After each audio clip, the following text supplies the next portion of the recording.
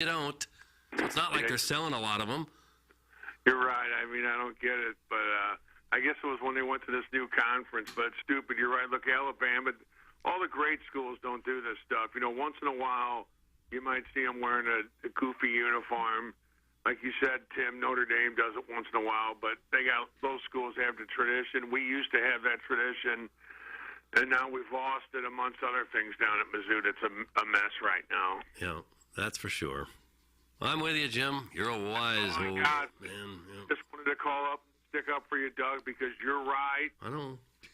Young people need to know that. Thank you, guys. Thank you, Jimmy. Thank you. It's your guy. Yeah. Doug, you're right. He and I are kindred spirits. I mean, look at is the Billiken mascot that different than it was? It's the same thing. It's no reason to get your panties in a bunch. They're not in a bunch.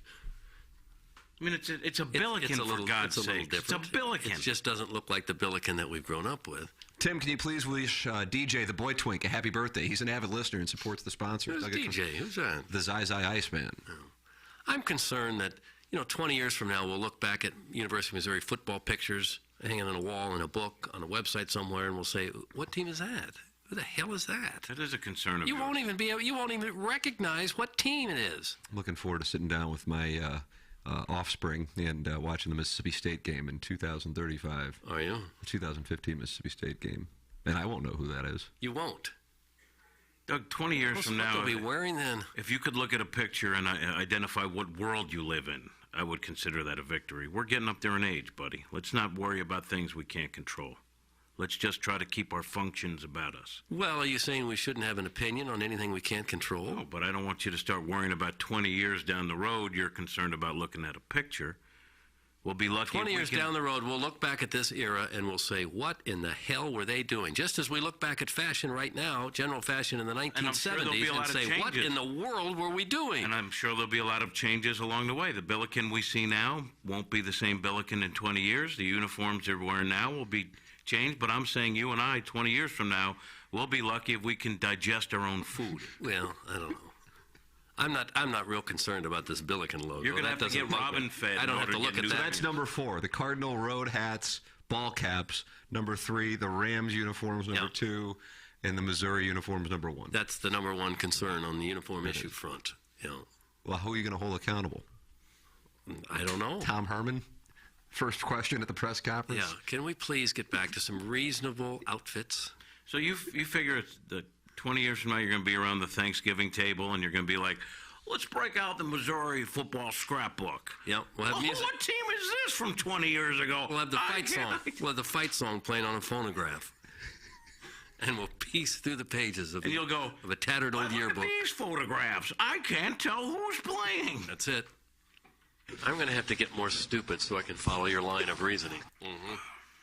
Whoever said there's nothing new under the sun hasn't been to the new Press restaurant, located near Jefferson and 44 next to the Lucky Accomplice, and features the soon-to-be-famous Smash Pizza. What's a Smash Pizza? It's a pizza stuffed with toppings, pressed, then topped with even more local farm ingredients. Located just 5 minutes from our baseball, hockey, and soccer venues, Press is open Thursday through Monday with daily specials 4 to 6, and they can cater your business lunch or dinner, with delivery available on Postmates and Uber Eats. Who says there's nothing new under the sun? Check out the new Press restaurant today. I'm Ryan Kelly. Average credit card rates are at 19.1%. They haven't been this high since July of 91. 35% of households are taking on new credit to cover the basic expenses. If you're a homeowner, you don't have to live like this. According to CoreLogic, the average borrower has almost $300,000 in equity. With a simple cash out refinance, we can pull out that equity and give you your cash at closing. Start fresh on the path to financial freedom today. TheHomeLoanExpert.com. The Home Loan Expert LLC, NMLS number 1326240. Hey, this is Tim McKernan of TMA, and I am thrilled to have new clients on board Longo Biggs Injury Law. CD Longo and Doug Biggs. And Doug, the thing I want our audience to know is that you guys are local and you guys are different. Tell our audience how you're different. Yeah, Tim, both CD and I are from St. Louis area, born and raised in the South City area or the South County area. And we are also thrilled to be part of the TMA family now. If anyone signs up with us for an injury case, their case is treated like they are family. We get to know you. We get to know the ins and outs of your case and make sure we represent you like you are part of our family. We're not like one of the large firms in the area who might take your case and just treat you like another number or another file. You'll get our personal attention. It's either CD and I who will handle your case directly. And if you are injured in an accident, please remember us. You can visit us at longobigs.com, and that's Bigs with 2 Gs. The choice of a lawyer is an important decision and should not be based solely upon advertisements. Live from the Michelob Ultra Studios, KPNT FM HD2, Collinsville, St. Louis. This is TMA All Day. Rise and shine, St. Louis. It's the Ryan Kelly Morning After on KPNT FM HD2, Collinsville, St. Louis. At the Morning After STL on YouTube and on TMASTL.com with Tim McKernan, Doug Vaughn, Iggy Strode, The Plowboy, and Action Jackson. 7:07 in St. Louis. You're listening to the Ryan Kelly Morning After. It is the Munganess St. Louis Acura Alton Toyota 7 o'clock hour. Timothy Michael McKernan, Douglas Elvin Vaughn, Kenneth Iggy Strode, the Plowhawk Action Jackson with you on the radio program. We are in the Michelob Ultra Studios, and it is a sunny Friday morning in St. Louis, and maybe the sun shines brighter because the Battlehawks are 2-0. Battlehawks own St. Louis as far as I can see. That was actually fun to watch. Watch a little bit of it. You stayed up the whole time? No. I mean, I mostly. I hate. So how much do you want? I got a diagnosis I would say because you are considered the enemy of the Battlehawk. Late first quarter was about what I got, and that was fun. What was the score? 3-0. No, I'm talking about the overall broadcast and product announcers. It's a little bit. Who better was than the play-by-play? I don't know. Is it Darnell Coles again? I don't know. I thought they were good. I don't know. They didn't really go to the booth that much, so I didn't really catch their names. But I watched Harriet Tubman, the Harriet Tubman movie. Instead, it kind of reminded me of a situation where A Time to Kill was coming into play. Blackhawk. I didn't Battlehawk watch. football's not good enough for you. Yeah, watched a little bit of the Illinois game. I'm telling you, when I watched. Well, you chose the Harriet Tubman picture over ILL and the magical comeback and the Battlehawks. I did. Great movie. But I started watching the Illinois game, and they were down 18. When I don't watch it, and I mentioned it the other day, they ended up coming back and winning. I don't know what it is. When I watch them, it's a bad vibe. I mean this seriously when I ask. Did the Battlehawks win? Because I don't know. Yeah, no, what do you mean did they win? I don't know. They are 2-0. They are off to a great start. A couple of comeback victories. Yes, they won. Yes, they did. 2-0, top of the division. I checked the update on my phone. I saw it was 3-0 in the second quarter. I said, oh, God. Well, that's not how it ended. And then I just stopped watching. We actually have some highlights here. You want to hear the game winner? Oh, sure. Love to. Let me find. All right, find the game winner, and then we'll hit the lever. Joey Zamboni doing the play-by-play on that? No. I don't know. Let me. I apologize. Maybe we don't have the game winner, and that's on me. We have A.J. McCarron talking about the team and sending a message back to St. Louisans. How about soundbite 4? Soundbite 4, Plowsy. I just open these up and they go numeric or all right. order. Hit the lever, please, Plowsy. Fired up? Yeah. Yes. Sorry, and you guys had a short week with limited practice to prepare. What were the challenges in game that you had to adjust to because of that? Timing. I mean, we did nothing but walkthroughs, so, and it's always tough. You know, guys banged up, injuries, and then coming back, bouncing back that quick to play. But, this feels good, right? St. Louis, 2-0, baby, let's go! How do you do? I like him. How do you do? This town's got the fever. And they're home next week? No. No? You guys know the game in Washington. Well, I guess not this weekend, but the following next weekend they play. Yes, because they had the short week. Nothing but walkthroughs this week. He said it'll be the first time he'll probably see St. Louis. Was that a shot at our QB? No, it's just the team isn't here. Why don't you like the field general? He has no idea what he's in for. That fan base. Apparently, they sold the entire lower bowl. I read that. Is that real? I keep reading that. That's like 15,000, right? Lower bowl. Oh, it's more than that. It's closer to 30, probably. Yeah, the whole place is 60. Damn. Mid-60s, maybe. Look, that's great. McCarron's super likable. Like, he had a moment with his kids there last night. That was really cool. Was he the quarterback that had the beautiful girlfriend? That yeah. Catherine Webb. Yeah. They are now married. Well, Brett Musburger could not get away from, and I love that. That was a great question by the net. I don't know who that girl was, but it was a good question. The one I just had, was he the quarterback? No, the girl on the clip. Normally you hear the big win. How does it feel? Oh. And actually, she asked a legitimate question. Yeah. Like So I I said, give her credit. the product that they show on television is surprisingly better than what I anticipated.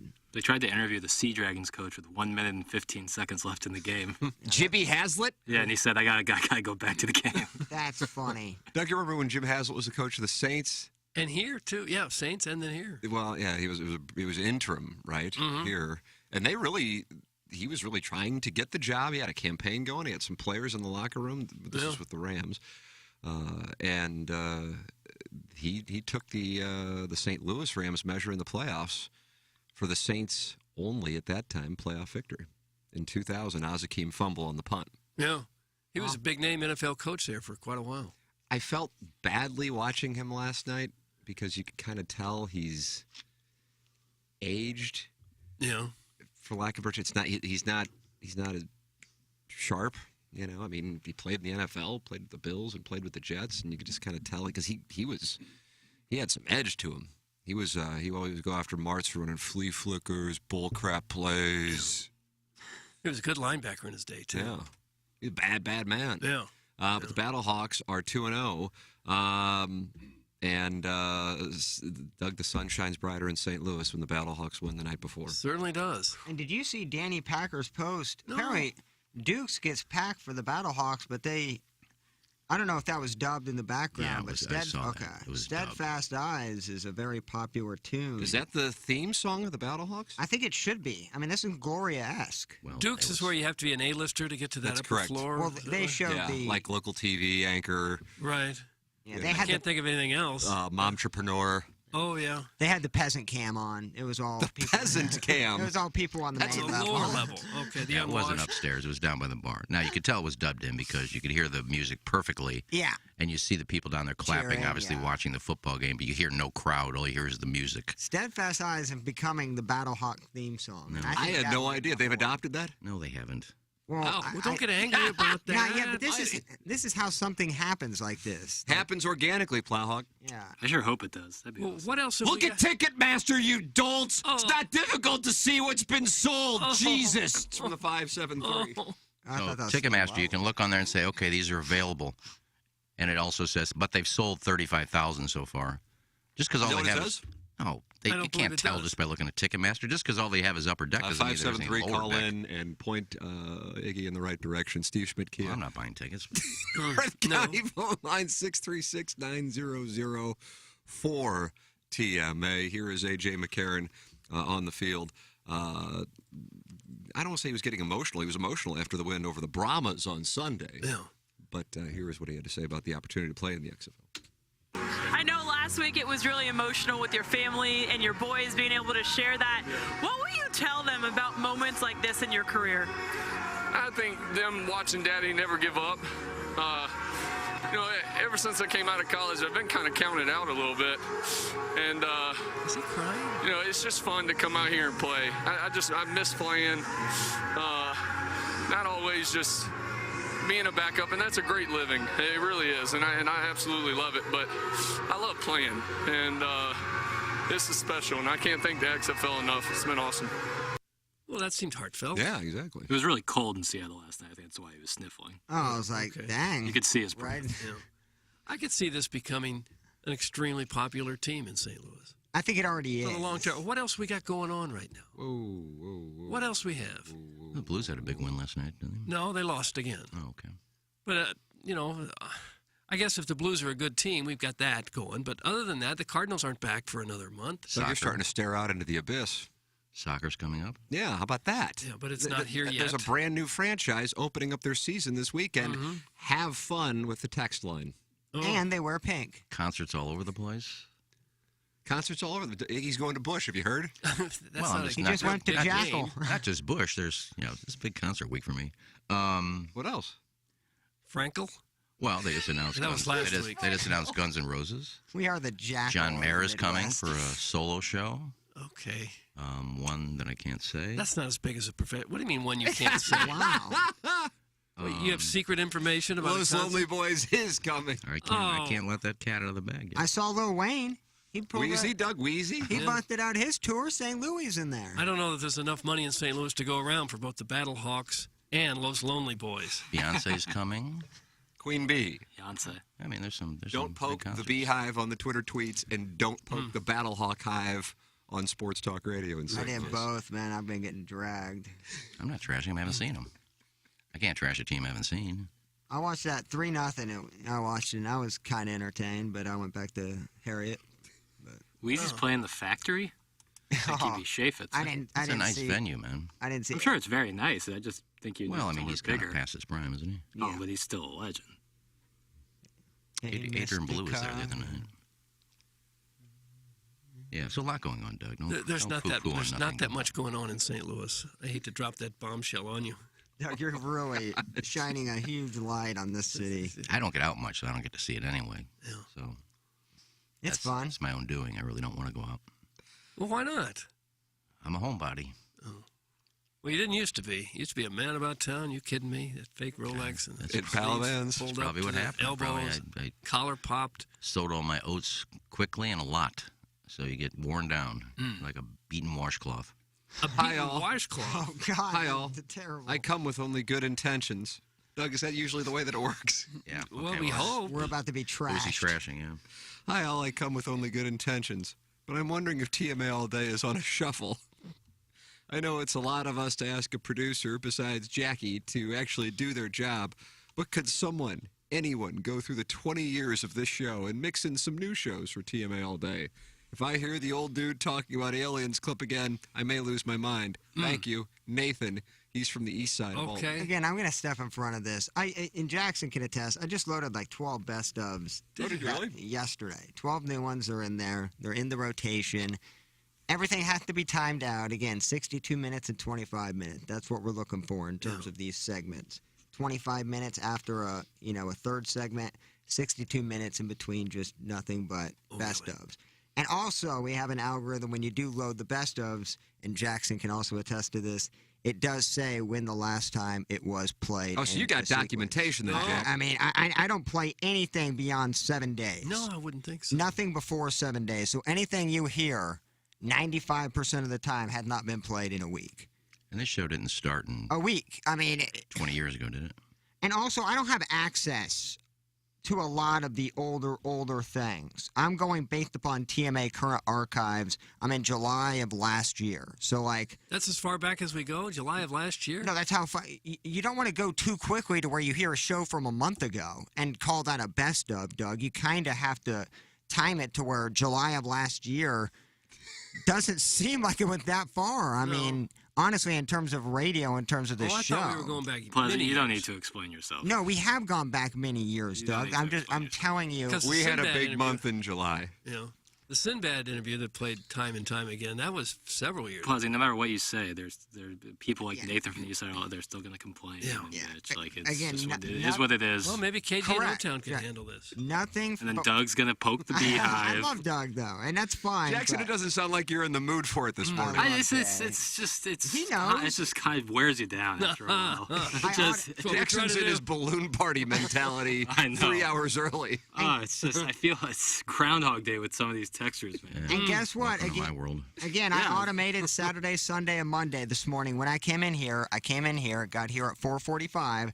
automated everything. And also, you're going to hear, because this is how it is, from 7 a.m. to 12 p.m. or 9 a.m. to 12 p.m., you're going to hear Monday's show. Oh, is that You're right? going to hear Tuesday's show. You're going to hear Wednesday's show, Thursday show, Friday show, because that's how the station has it set up. It is not my personal preference to play this is just how it is set up, and that's like I'm loading segments in that haven't played in a week. Well, if you can't I figure do it out, not you think know Buck what Swope would Nathan be- from the east side of Alton wants to hear. That's the thing. Who cares what he wants to hear? Like Steve Harvey said it best when somebody would complain about his stand-up about a certain situation. He goes, "I didn't know you were here." Meaning, I don't know exactly what you want to hear. You're one person out of hundreds of thousands of listeners. We have hundreds of thousands of I don't listeners. know. 17.3 million. Okay, That's a I mean, nice I little audience. lowballed it for. I guess the gentleman who was unhappy with Iggy for not knowing the attendance on Ticketmaster sent in a screenshot. Doug, if you want to go to see the Battlehawks play, he sent in a screenshot of the ticket prices. Section 136, row double D, $86 a pop. Wow. Section 107, row N is in Nancy, $99 a pop. Holy smokes. And then everything else is $100 plus to go see the Battlehawks. That is Sunday, March 12th, 3 p.m. kickoff. The Dome at America's Center. The Battlehawks taking on Arlington. Oh, So what did he Arlington's prove? got a club. His text was, we were asking how many they've sold. You dolts. Ticketmaster, you can tell. How did that tell us how many tickets have been sold? It didn't, I don't think. No, it didn't. 573, the action's back on you. Call into the Steve Schmidt Key North County phone lines. Doug, let's have a talk. Okay. I'm surprised they could get $100 a ticket for that. And can I shout out somebody real quick? Well, Is I'm that cool? sorry. No. Okay, it's a great listener. Warson Woods Wacko. Oh, okay. Couldn't use his XFL tickets for March 18th. He give them to you? He wanted me to go to a game to experience it. You gonna do it? He gifted me March 18th Battlehawk tickets, and I'm actually very excited about going. So you are going to go? I won't have any gear, but I'm going to be going and hoping to have a great time. I have not, like I said, I've been to the Dome one time for a sporting event, and it was a preseason Packers-Rams game. Yeah. I think that was 2015. Well, it's a delightful 2016. facility. Well, I didn't say I was blown away when I walked in there No. 7-8 years ago. Okay. Well, at least we got something to use it for again. I know there's other events from time to time, but a regular occurring football Usually schedule have would to be do it nice. Trucks and bulls. Trucks and bowls? Bulls. Usually either tractor trailer or truck shows or bull riding. Yeah. I don't know what's going on. Jackson, why is Mr. Lick sending in ha like over and over again? Do you know? I don't. Poor Jackson. I don't know. We've lost him early on. Oh, it's probably because of Worsen Woods Wacko. Okay, hold on a second. Now Warson Woods Wacko has XFL season tickets. The jig is up. He's a Hoosier. Vianney grad confirmed. That's from Mr. Licks. That's what. There it is. I didn't know what. And look, if Wacko didn't want me to reveal that information, that's on me. So if you hold on, I'm trying to understand. So if you have Battlehawk season tickets, you're a Hoosier. Is that? Well, I the never deal? said he had season tickets to begin with. What season tickets would not make you a Hoosier? Like, is there a sport in town? I'm asking Mr. Lick, so it's not really. If you're a city not really season ticket holder, then your nose is in the air and you're wearing an ascot and you're walking around. Pipe, maybe? No shot at Plowsy, but maybe season ticket holder to Six Flags. Oh, that is a shot at me, and I respect it. I'm a Yeah. double diamond member. Pay $17 a month. That still cracks me up. That's almost like belonging to a country club. Well, it certainly feels like it when you walk into those hollow grounds. I bet it does. Yeah. You just walk in there, you see the Batman capes, you go, yep, this is exclusive. Guys, 80% of XFL fans live south of Manchester. That's from the Hunchback of Vaughan Castle. Is that correct? Have they shown that data? Sometimes I say data, sometimes I say data. I try to balance. It's like, okay. Let's call the whole thing off. You're right. Let's see. The 573 is back with Iggy and Ticketmaster. I understand that Iggy doesn't understand the ticket buying process since he only goes to events when he successfully begs for free tickets. But if you dial in on the map, you can see which individual seats are left to purchase. You're supposed to add by hand. It'll take forever. Subtract. Start at 66,000. Yeah, that's what I'm going to do. I'm going to count every empty block. This guy is Well, he's right. It's 9 o'clock at night, but I got there. There's 33,000. You're an idiot. Oh, gosh. And you don't have to beg. You don't have to beg for tickets here. You just put your name on a list. That's all you do. I've actually. And again, pissed off because I don't pay for tickets. And Eric from the Central West End. Doug used to play Native American ball with his father. Yeah. I said, as a Vianney grad, I take pride in being a Battlehawks fan. Stand down, Wacko. That's from Eric in the Central West End. I think his ire should be directed toward Mr. Licks. Yeah, I was going to say, Wacko loves the XFL. It's easy to get him confused. Warson Woods Wacko is back. Boy, everybody's locked in this morning, Doug. This win last night in Seattle isn't carrying over with positivity to the show. Just wait till we get to the blues sound from last night's festivities. Oh. Say it again, Plowboy. I give more back to the community than Mr. Licks paid for his lawn care company equipment. That's from the Warson Woods. Mr. Licks has a lawn care company? I can't say with confidence that he has a lawn care equipment company. But I can't say that Warson Woods Wacko does give back. Iggy knows how much Warson Woods Wacko gives back to all the charity that we hype up here on the show. He's a fantastic human being. And I want to just give him a nice shout out because he's a friend of the show. Well, let me tell you something, So, Licks. I apologize if it caused any. What have you got for Licks? The Warson Woods Wacko every year donates a threesome to play golf with him at Algonquin with lunch and drinks. I've yet to see you reach out to donate one of the 9 country clubs you belong to. Yeah. Yeah, he took me to the, That's quite a gift. The Greenskeeper Open. Is that what they call it? The Superintendent Open? Boy, they are not. I mean, there's so many things they're not having. Mr. Licks, Frontenac Starbucks. Now, bring your balance sheet. No. That's from Mr. Licks to Orson Woods Wacko. So I guess if people want to go watch them compare balance sheets, this is going to take place this morning at the Frontenac Starbucks, Doug. Should we send somebody there live? Can KG and O10 get there? I've only been there one time, and I was in line with Travis Ford, so I guess that's where the stars sip their coffee. I wish That's Licks... Lululemon Central, white Range Rover. I wish Licks was more popular because I think bring your what was that? What was his line? Bring your data sheet. Balance sheet. Yeah, I think that'd be a great T-shirt. Bring your balance sheet. Just the Winberg and Clayton intersection sign. That's perfect. Yeah, Your that balance is sheet. fun. Mr. Lick says his membership dues are actually considered a charity contribution considering the quality of Algonquin. So now Algonquin is taking a shot from Mr. Licks. The Algonquin people have been put on blast. It's a short course, but it's a very nice course. It is a nice It always seems in just the ultimate condition. It is all 18 nice. holes seem to be open. Yeah. That's a positive. So, Mr. Licks, though, not a fan of the golf course. Well, again, until you send me something, say, Iggy, I'm donating golf for 3 with me and lunch and drinks at Medalist or what are these places you think you belong to, I won't see it because you don't belong to any of these courses. I thought Orson was wackos at Medalist. No, wasn't it?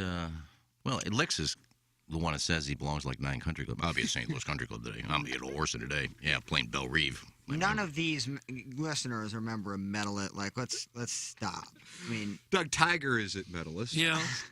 I don't know how often he gets a chance to listen. There might not be a single St. Louisan that is a member there. Orson with Might not Wacko has said he's played it, but I don't know if he's a member there. And he has extended an invite to me, and maybe we'll get a chance to spend time together there. Bill DeWitt, or is that Bill DeWitt, or is that Seminole he belongs to? Seminole. Bill DeWitt Jr. Doesn't he belong to one of those out there? He plays in that Seminole Member Pro thing that's this Monday. Don't you have to be a member there to play, though? I don't know. Is this the third? You're not talking about junior, but the third. The third's the one who plays. Yeah, he's a The legitimate president. player. He's a scratch golfer. He was paired with Dustin Johnson a couple of years. Yeah. Told me he played with Dustin Johnson, and like I said, Bill DeWitt the third is a scratch golfer, so obviously he can hit it a good ways. And he said Johnson missed a 4-foot putt the hole before, was irritated by it, which really says something because it doesn't seem like he gets irritated by anything. And they had a par 5 next, and he was just pissed. And then he hit the ball 75 yards past him on the next hole. 75 yards past him. Nate in Tallahassee says, I love St. Louis class fights. It's like I live in the better part of this ugly, crime-ridden, boring, horribly weather hellhole, so I'm better than you. That's Nate, and he's in Tallahassee. Yeah. Look, I hate his text most of the time, but that ain't kind of funny. Like fighting over like the worst piece of meat on the entire Might be true, plate. except the weather this winter has been better than it's been in large parts of the country. Scary. Not usually the case, but this winter. I am telling you, man, for real. They just got dumped on a little bit north of here. Huge blizzards. And they've had bitter cold in the Northeast. They got snow in Portland. And I think they're supposed Northwest. to pray for the Dotems. I think they're supposed to get mass snow there in Michigan, if I'm not mistaken. I don't know what area of Michigan he lives in, but. So we should pray for the Dotems. Well, shout out to the Dotems. Hope everything's safe. We've got nothing but Andrea's steak sauce and Andrea's brand new barbecue sauce up in this bitch. That's right, Andrea's. Max, Rebecca were in on, was that Tuesday? I think it was Tuesday at 9 o'clock. You're right. I think so. With this brand new barbecue sauce. I cannot wait to try it. Plowhawk, you and Jackson have tried it, right? Iggy, I've had it too. Everybody's tried it. I haven't had a chance to because very good. I'm getting back into a standard diet. I probably will try it this weekend. Tell me about that new sauce, which is available at Schnucks and going to be available at Deerberg's here in a week or two. Oh, I actually just ate it last night. I was so eager to open it and didn't know what I was gonna. I cooked a nice burger, made basically a barbecue bacon cheeseburger last night, Really? and used that steak sauce. And the consistency is what I love about a barbecue sauce: sweet, tangy. It's perfect.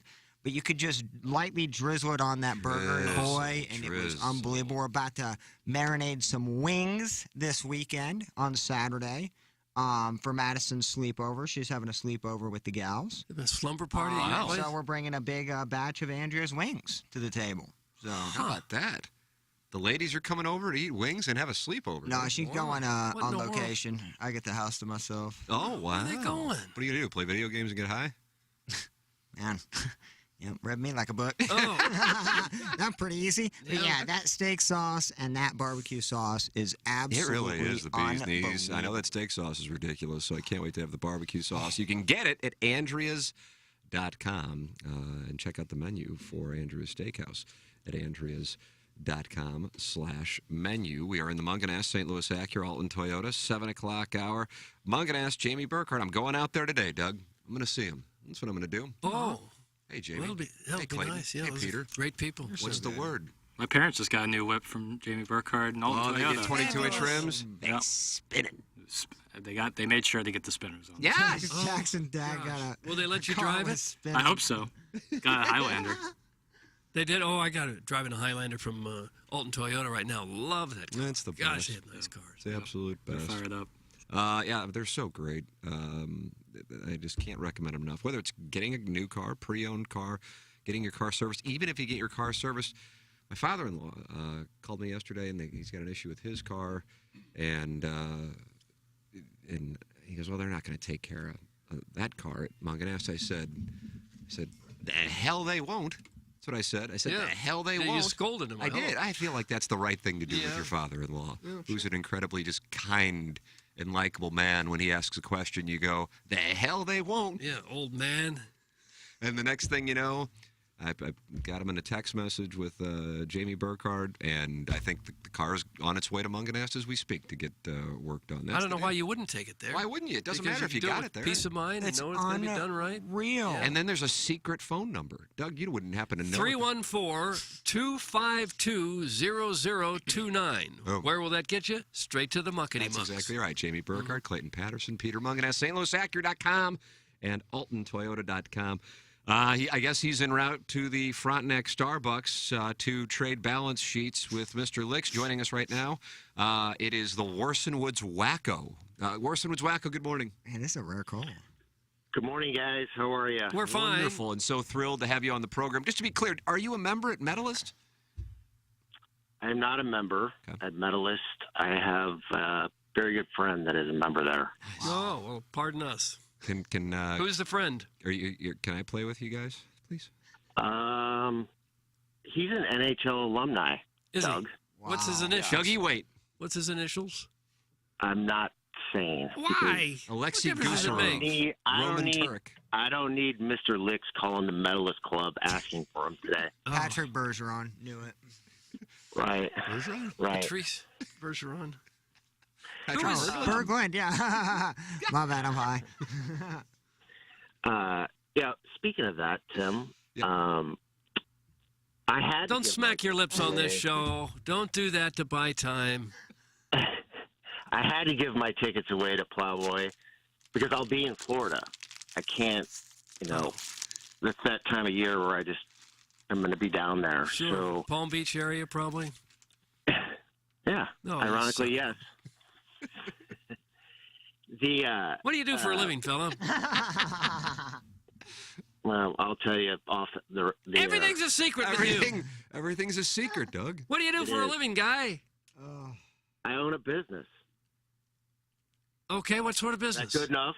No, what sort of business? The kind that prints money. Oh, gosh. A lot of people who were not Mr. Licks fans and therefore Warson Woods Wacko fans by default are now confused as how to handle the debate. Hey, Iggy, what do you call people that constantly pick apart and play down things that they are not part of.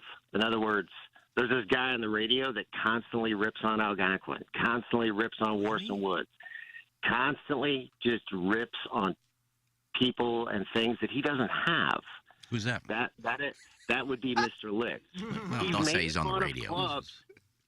He is he's not a member anywhere, but acts like he is. It's questionable as to where he lives. If anyone that refers to their zip code as the quote 124 is a liar in my book. I don't know, the word I would use is probably delusional. Right. I have never seen him or heard him donate quite what I do, and that's not a brag. I do that because I really care about some of those charities you're part of.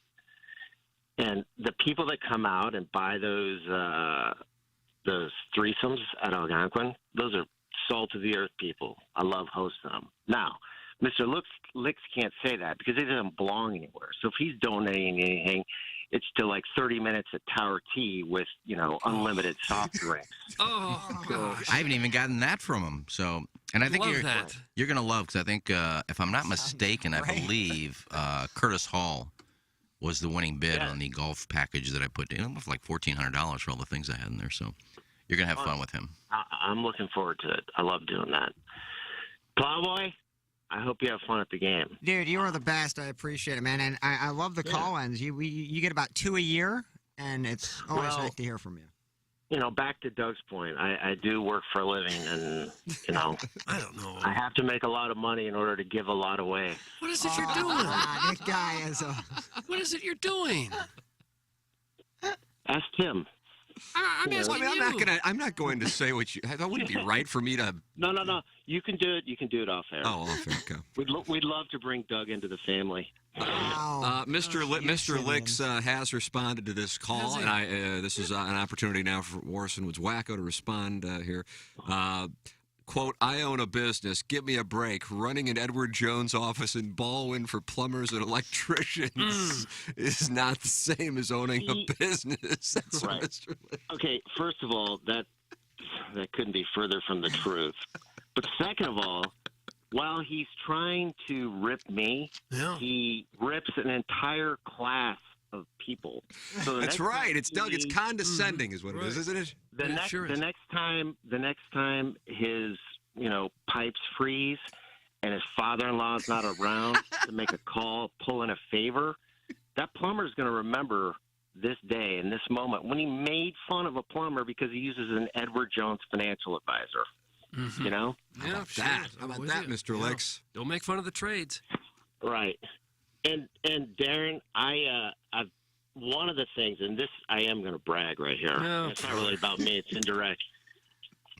My daughter last week, she is the second in my family to win a Missouri State championship in swimming, and she also holds the state record. Wow. That was set last week. So how about that? Suck on that, Licks. Wow. Loser. Gosh. He doesn't have kids. He does. They're just not his. His wife said they were. Oh, Doug, that's a cuck accusation. That is a cuck if I've ever heard one. Oh, you blistered him. Thank you, Warson Woods Wacko. Just let me know what day and time. Good call, Fix. Medalist. All right, boys. Have a great day. Well, all right. Sounds like I'm playing. Wonder if we'll be behind Tiger. What a great I don't want to call. be in front of him just to pace a play thing. You probably wouldn't like it. Yeah. But you want him behind you, obviously, to kind of look at the form and go, wow, now I found my member guest partner. If he's allowed in medalist member guest, it'd be quite a situation. What a flight. Just pump one into him. What would it cost to join medalist? Everything down there now is 6 figures as an initiation. I guess $500,000. It is insane. Like, what's Augusta National? Well, I know they have to. I know they have to want you. It said 320,000, but that's also that's actually out there.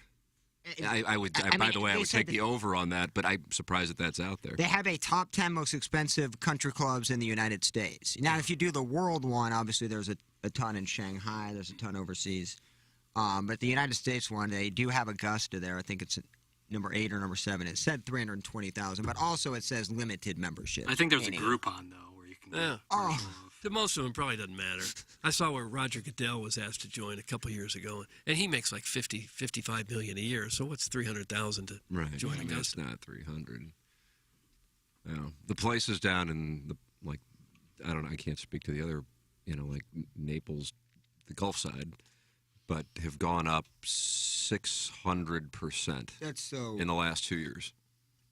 It's just insanity. And the public golf scene, at least in Tampa, where my son likes to play all the time, is not that great.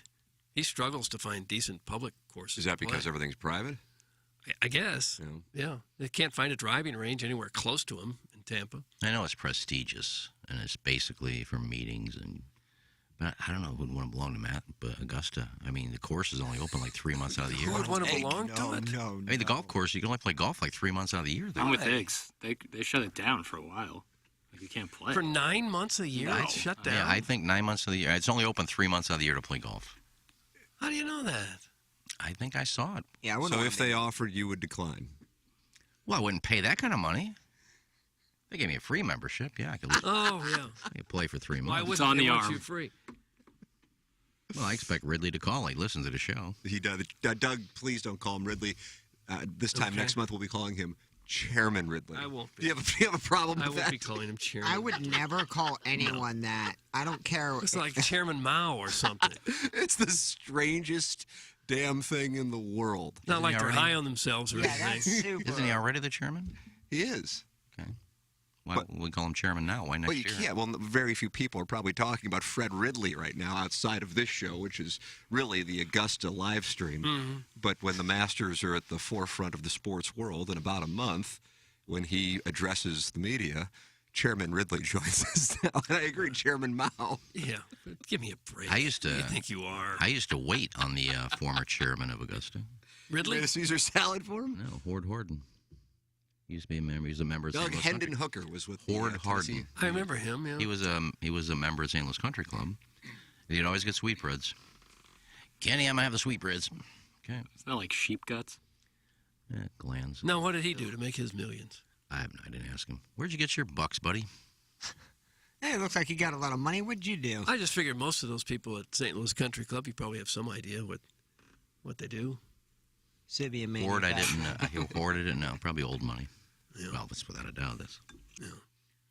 There were some real fortunes made here in the early parts of the 1900s. I mean, some massive fortunes before income taxes, and that's been passed down to families generation after generation, St. Louisans who haven't had to work. He was a nice guy. Him and his wife would come in once a week and have dinner. Iggy wants a free membership. A week ago, he spent the 7 o'clock hour berating Boy Scouts for having fundraisers because, quote, not everything has to be bought for you. That's from Larry Thornton. Do you really think I was serious about getting a free membership to Augusta National? Let him have it. Come on. I'd take a free one right now. Lower the You boom would on take it. That's the I'd reason keep you my bought head it. held high. And Well, if Chairman Ridley's listening, please do not send the membership offer to Jeannie. Send it to Pepper.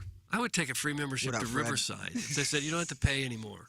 Free. That's great. I think it's a great deal. Fabulous. They have a par 3 course there. Yeah, they do. Well, Augusta has a par 3 as well. Yeah. You Tony can learn to play at Finau, Riverside. got injured after a hole-in-one. Iggy preemptively rejecting an Augusta membership is quietly my favorite moment of the show for the day. That's from Arbor Day. Boy, what an active program this morning. The people are active, and we haven't gotten to Alexei Toropchenko's comments, Doug. Those are words I never thought I would say. Right. I would imagine the vast majority, and I was texting, Jeremy Rutherford's going to come in studio, actually, for a segment on Balloon Party. I was texting with the non-ling before the program back at my house this morning, and the non-ling texted me like at 6:15, and said, what did he say? Doug, I'll tell you exactly what he said. I'm gonna let you into my phone. Sans cockpicks. Tee-hee-hee. You keep a lot of them in there, do you? Oh, Bill. Oh, yeah. Backlog. He wrote those post games. Wow. I'll be honest with you. I knew the Blues lost. Didn't watch a split second of it.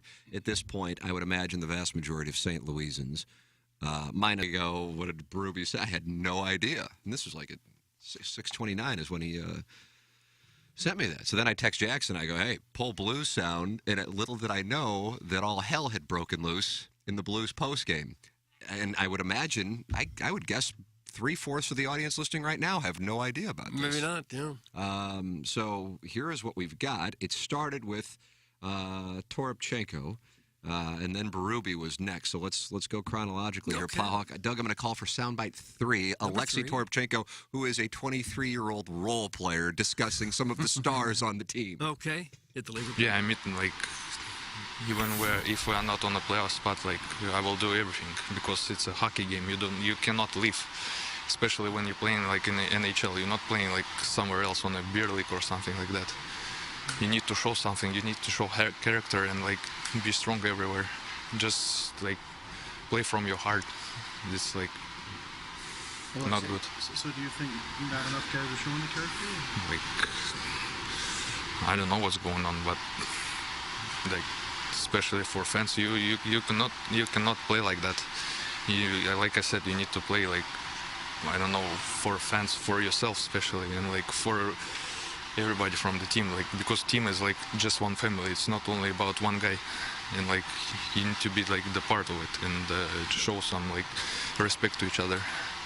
So I know it might be tough to understand what he said, so I want to read it. He's a 23-year-old from Moscow, so his English isn't optimal. If anything, I tip my cap to him for mad respect to be able to speak that well. You get different alphabet and everything. For saying that, and not being Tarasenko was always very, and I understand, I don't blame him, was very hesitant to speak. Perhaps he was on the Edgar Renteria plan, which was to act like you couldn't speak the language, so you didn't have to ever do interviews. I was always alarmed one time when I was talking about my gambling poker losses in the Cardinal clubhouse with I don't know who, and Edgar Renteria, who I'd seen around there for 5 years but never had talked to, goes, "You know why you lose?" And I go, "My God, that's Edgar Renteria talking to me." "Because you play." And I go, "Wow, English and poignant all at once." Right. Who knew? Right. And that was it. The man spoke English. Great trick. Either way, I don't think Toropchenko does usually. What he said there is, even if we are not in a playoff spot, I will do everything. It's a hockey game. You cannot leave, especially if you're playing in the NHL. You're not playing somewhere else in a beer league or something. You need to show something. You need to show heart, character, and to be strong everywhere. Just play from your heart. And by leave, we assume Toropchenko meant quit or disappear. That is in the Post-Dispatch this morning. And then that was the opening act. And here comes Craig Berube. Oh, yeah. And let's go with soundbite 1, Plowhawk. Soundbite 1, hit the lever. A lot of guys, a lot of our best players not doing the job. Why do you think that's the case? I don't know. You have to ask them, Jim. I guess they don't care about the team. I don't know. Not sure why.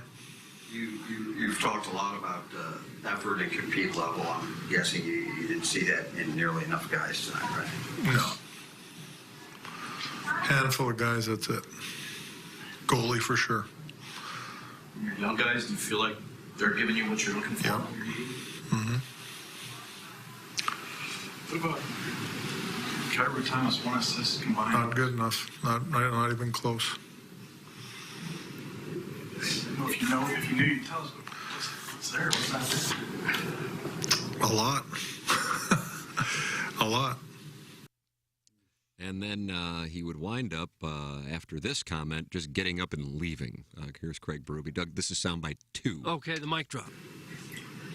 If the players are maybe upset about the O'Reilly trade or whatever, this isn't the best way to show it, is it? No. I know we've asked this throughout the course of the year when stuff like this happens, but what can you do? I mean, just aren't any options to discipline those guys. Well, we don't have a lot to do, right? We don't have a lot of extra players. We don't have a lot of anything right now. So just keep trying to get through them somehow.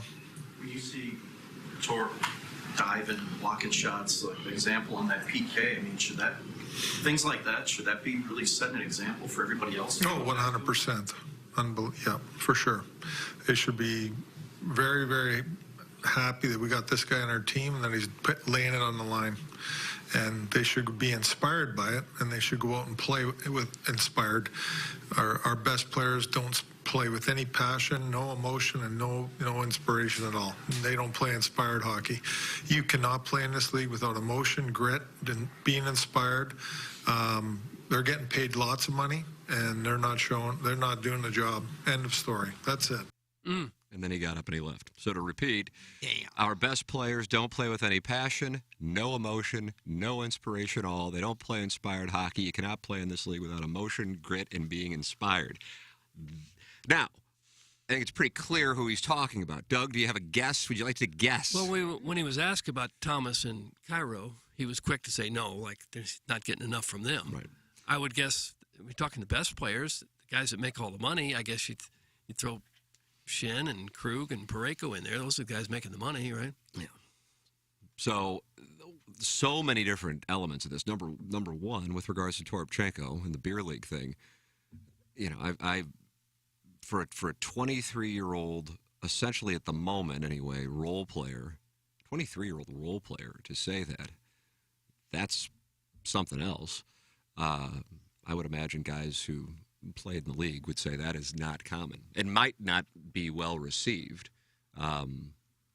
Just in general practice, I don't know. I'd be curious on that, like inside of a room. Secondarily, and I'm not saying that it should or shouldn't be. I'm just if you want to play out that dynamic, but at the same time, it's not like the leadership in there is necessarily what it was 9 days ago, because the captain is scoring hat tricks in Toronto. And by the way, the guy he was traded for, Tage Thompson, had a hat trick last night. Nice. So everybody's get burned by both. Yeah. But either way, then Berube, to say that the element there is, hey, this thing is obviously fallen apart, not surprising, but he must have the backing of Doug Armstrong to fire off those kinds of shots at a couple of guys at the very least, maybe more, who Doug Armstrong has locked into long-term deals. So you have that element as well. Well, maybe we shouldn't be surprised by this. When the front office gives up on a team, and they did, when they were 6 points out of a playoff spot with 30 to play, the front office gave up. So I don't know how you think you're going to get more out of your remaining players at that point. You got a bunch of guys who have won a Stanley Cup, and when the front office says, well, we're going to trade two of the best players we have because we think you got no shot, you can see where there might be a letdown, and there has been a letdown, clearly. That's a totally different situation, though, because he's been critical of their play before there were this trade. And it's not that they're talking about losing, it's that they're talking about effort. They're talking about passion, and that's a totally different conversation than whether or not the team's winning. Well, he hadn't come out and said that before. What hasn't he come out and said before? That they weren't playing with that kind of passion before. Oh, yeah, he has, absolutely. Oh, I haven't heard it to this extent. My God, that was, well, He not said to, it. I haven't heard anything like this to this extent. But he's never called out players where he didn't name a name, but this is the first time I ever heard him say, our best players aren't doing it. I would respectfully say that November, we were hearing a lot of that stuff. But how did Doug Armstrong respond? Like, you said, he probably has the front office back. I'm putting words in your mouth, but I don't know that he does. But if he doesn't, I mean, he is called out. Yeah. That's what I'm From curious. my standpoint, at the very least, Kyrou and Thomas. And Parayko, to me, I think, has to be in there, the effort all year. And I would also think that they're talking about Parayko, but Parayko's situation I view as different in this sense. I think everybody kind of knows that isn't a great spot, and he is kind of what he is. He's playing out of where he really should be. He's not a top defenseman. They just committed all these dollars to Kyrou and Thomas to the point that Shen had to pull Kyrou aside early in the season and say, hey, you got to up your effort. That was one of the focal points back in November, is Kyrou's effort, Kyrou in the defensive zone. And now you've seen, if I'm not mistaken, they have a combined total of 1 point since O'Reilly's been traded. I believe that's what it is. It's 1 point over the last 4 games between the two of them. And so it's one thing when you're losing. It's another thing when the two top guys, and there's a debate, is it going to be Shen who's going to wear the C, or is it going to be Thomas who wears the C? And you have the head coach calling him out like that. I didn't see the game last night to know if there were certain plays, if they're really talking about effort or just execution. Are they just not making the plays and they're calling that effort? Or if it looks like they're just dogging it? I took that to mean which it is. I took that to mean effort, lack of passion. That's what I took. I mean, his specific words were, our best players, don't play with any passion, no emotion, and no inspiration at all. They don't play inspired hockey. You cannot play in this league without emotion, grit, and being inspired. They're getting paid lots of money, and they're not doing the job. End of story. That's it. That's what it boils down to. And it really says something for a 23-year-old Russian who by no means has the projected ceiling that Vladimir Tarasenko had, for example, when he was drafted 13 years ago, to say this isn't beer league. I mean, holy crap. I mean, I woke up this morning thinking that we wouldn't mention the Blues in any capacity outside. Young Pageviews is going to be in studio in the 9 o'clock hour. He's got an event tomorrow. And that's how we may have mentioned the Blues. But other than that, talking about them losing to the Canucks last night, it's kind of it's over. But there's 24 more games of this, man. I thought it was going to get ugly when they started trading people, and it is definitely ugly. I hope it doesn't get so bad that Berube wants out. I hope we don't get to that point. Now, he did say when he was calling out the teams for not trying, he did kind of praise Bennington. I forgot. Oh, he did? He specifically? Yeah, I forgot what the quote was. But I noticed, because I watched the highlights this morning, and the one thing that stuck with me, and I don't know if you read between the lines or it means nothing at all, but normally if you lose a game and the goaltender gives up a game winner in overtime or something, they kind of sit there for a minute and kind of maybe slap their stick. As soon as that puck went in, he was off the ice. I mean, he raced off the ice. He didn't stop and put his head down or hit a stick. He just, in the goal, shoom, gone. He's gone. I've never seen about Bennington doing that? Yeah, I've never seen him lose a game like that in overtime and just go skating as fast as he could right off the ice. I feel like he does do that, but I didn't see last night's to compare it. I don't know how you judge a goaltender's effort. Have you ever seen a goaltender look like he doesn't want to make a save? Well, to be clear, Bennington's got praised. I know you're not saying that, but just I want to make sure that I think Berube did praise Toropchenko, Tucker, Buchnevich, and Bennington. Yeah. I don't know how you look at a goalie and say, this guy, he's given effort. Some of the other guys aren't. I don't know how you judge that with a goalie. I think they always try to make every save they possibly can. I guess that's his way of saying he likes how Bennington's playing. I just wonder if they are not sometimes interchanging effort and execution and production. Again, I said I didn't see the game last night to see if it looked like people were dogging it and not interested, or if they just aren't making any plays. Every goalie skates off the ice after giving up an OT goal, moron. That's from Ray King.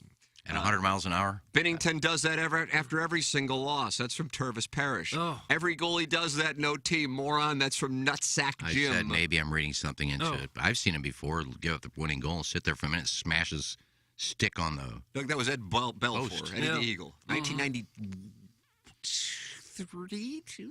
I don't know the years, Tim. And if you look at the last 3 goals that they scored, and the last one was in 29 seconds, and the overtime goal was like 20 seconds. One was given away by defenseman. Another one, they had a chance to clear it. They didn't. So I'm just saying maybe I'm reading something into it, but I was looking at a great job of the defense tonight, giving up 2 goals for us, and then he just skated off the ice real quick to get out of there. Mm-hmm. He was upset. Maybe I'm wrong. I don't know. I just think it's going to be really hard to get them to play with any passion at all over the last couple of months. If you know you're hopelessly out of it, and the front office is not going to try to make you a contender at all this year, I don't know that a lot of these veteran guys are going to want to fall down in front of a slap shot. I don't think that's probably going to happen. I'm reading a bunch of texts. I apologize. I thought that. Yeah, I give him my hockey take. I'm done.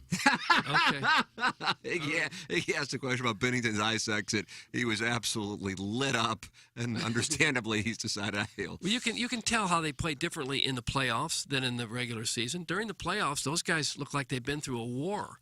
The checking that they do and the blocking of the shots, and if you're out of it, and your front office has told you you're out of it, we're going to play for the future.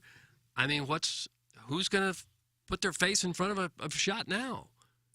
Where do I get a Toropchenko jersey? I'd run through an effing Berlin Wall for that guy. That's from Joan Jett's breathing hand. Chiefs breathing and lip smacking is Iggy-esque. That's from Drew, the Barbary Pirates. Well, team sucks. They might suck for a while. I know. Honestly, like if Kyrou and Thomas, they're obviously going to have better seasons than they did. But they better. JR said it best. Like they're raising their cap, both of them combined, $16 million. So all the players you traded, it's a wash. So you're thinking, what are you going to get if you don't trade somebody for the trade deadline to get trade those first round pick for a a mid-20-year-old player. And but what else do you have? I'm trying to be positive. I just can't think of how the roster is going to be structured next year with limited money. Still got to throw Parayko out there on the first-line defenseman. Like, I don't know. This might be a long, tough rebuild. Like, there's no... I wonder if they don't if they don't ramp it up and trade a lot more people here before the deadline. I would just start completely over. Yeah, throw in some first-round picks with some player and try to find some future there. I mean, the next week, because you had a week left between now and the trade deadline. I mean, especially after that last night.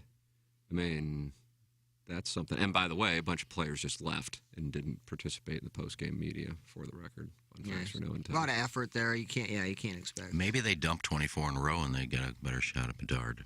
That's what I would do. The current number is 4.8% for Connor Bedard per MoneyPuck.com. The leader at the moment, CBJ, at 19.5%. And the Anaheim Ducks, last night, Ovechkin's first game back since his father passed. He had been over in Russia. And, boy, that would have been a game if you would have been trying to read between the lines, going, okay, Ovechkin's going to come out, have a huge game for his father. And the Ducks, who are as butt-ass as they get, beat the Capitals last night. Capitals are a mess. Blues play the Penguins tomorrow. Penguins are a mess. Capitals just traded a couple of good players to Boston. Yeah, they're doing business with Boston. Yeah, look how the Bruins have managed their roster since that 19 Stanley Cup and how the Blues have. Which one do you prefer? Well, I think the Bruins model might be a little bit better. We don't have a Pasternak. Like there's a lot of guys that we just did not have from the get-go. Like Patrice Bergeron is still a solid player. But at the time, you'd say Tarasenko and O'Reilly were equal to those type of guys. I agree. We had contracts looming with a lot more, I think, Blues than Bruins. I could be wrong on that.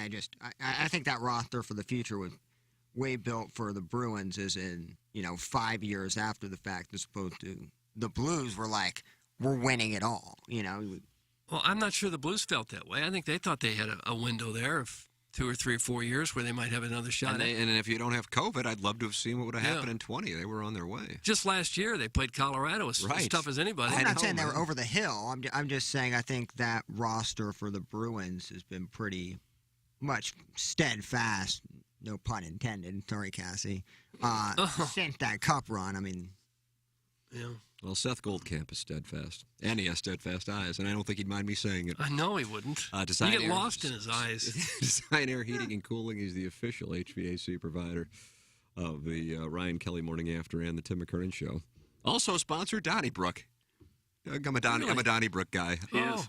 Really? What was that, Jackson? I said, yeah. I have a family friend who works at PBS. And is that right? Oh, yeah. You have friends at PBS. Family Look friend. at this. Family Look at friend. this guy. You ever get a Why don't you bring that up on Balloon Party and see how it plays? Probably I wears might. a tweed sports I'm turning clothes. into a masochist on that show. PBS connections. Sucker for pain. Can you give me a free tote bag? I'm sure we can. Design Air Heating and Cooling, designairservice.com. I made sure to watch Donnybrook. I'm an unusual viewer, but I made sure to watch it last night.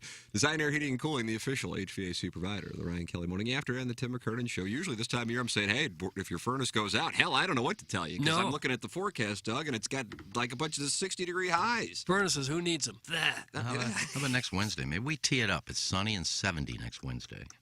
Yeah, I see sunny and the high of 64, but I mean, I'll lean on your dial. Well, that's wrong because it's going to 70. My dial Are you says putting that 70. out there right now? Wednesday will be close to 70. It'll be closer to 70 than 64. Then you're going ball striking. Even if I just go hit balls, I'm doing something. You're getting working. It's Fan Page Club Championship season. Jennings Randolph Jr. Fan Page Club Championship, April 30th. Gateway, brought to you by Michelob Ultra.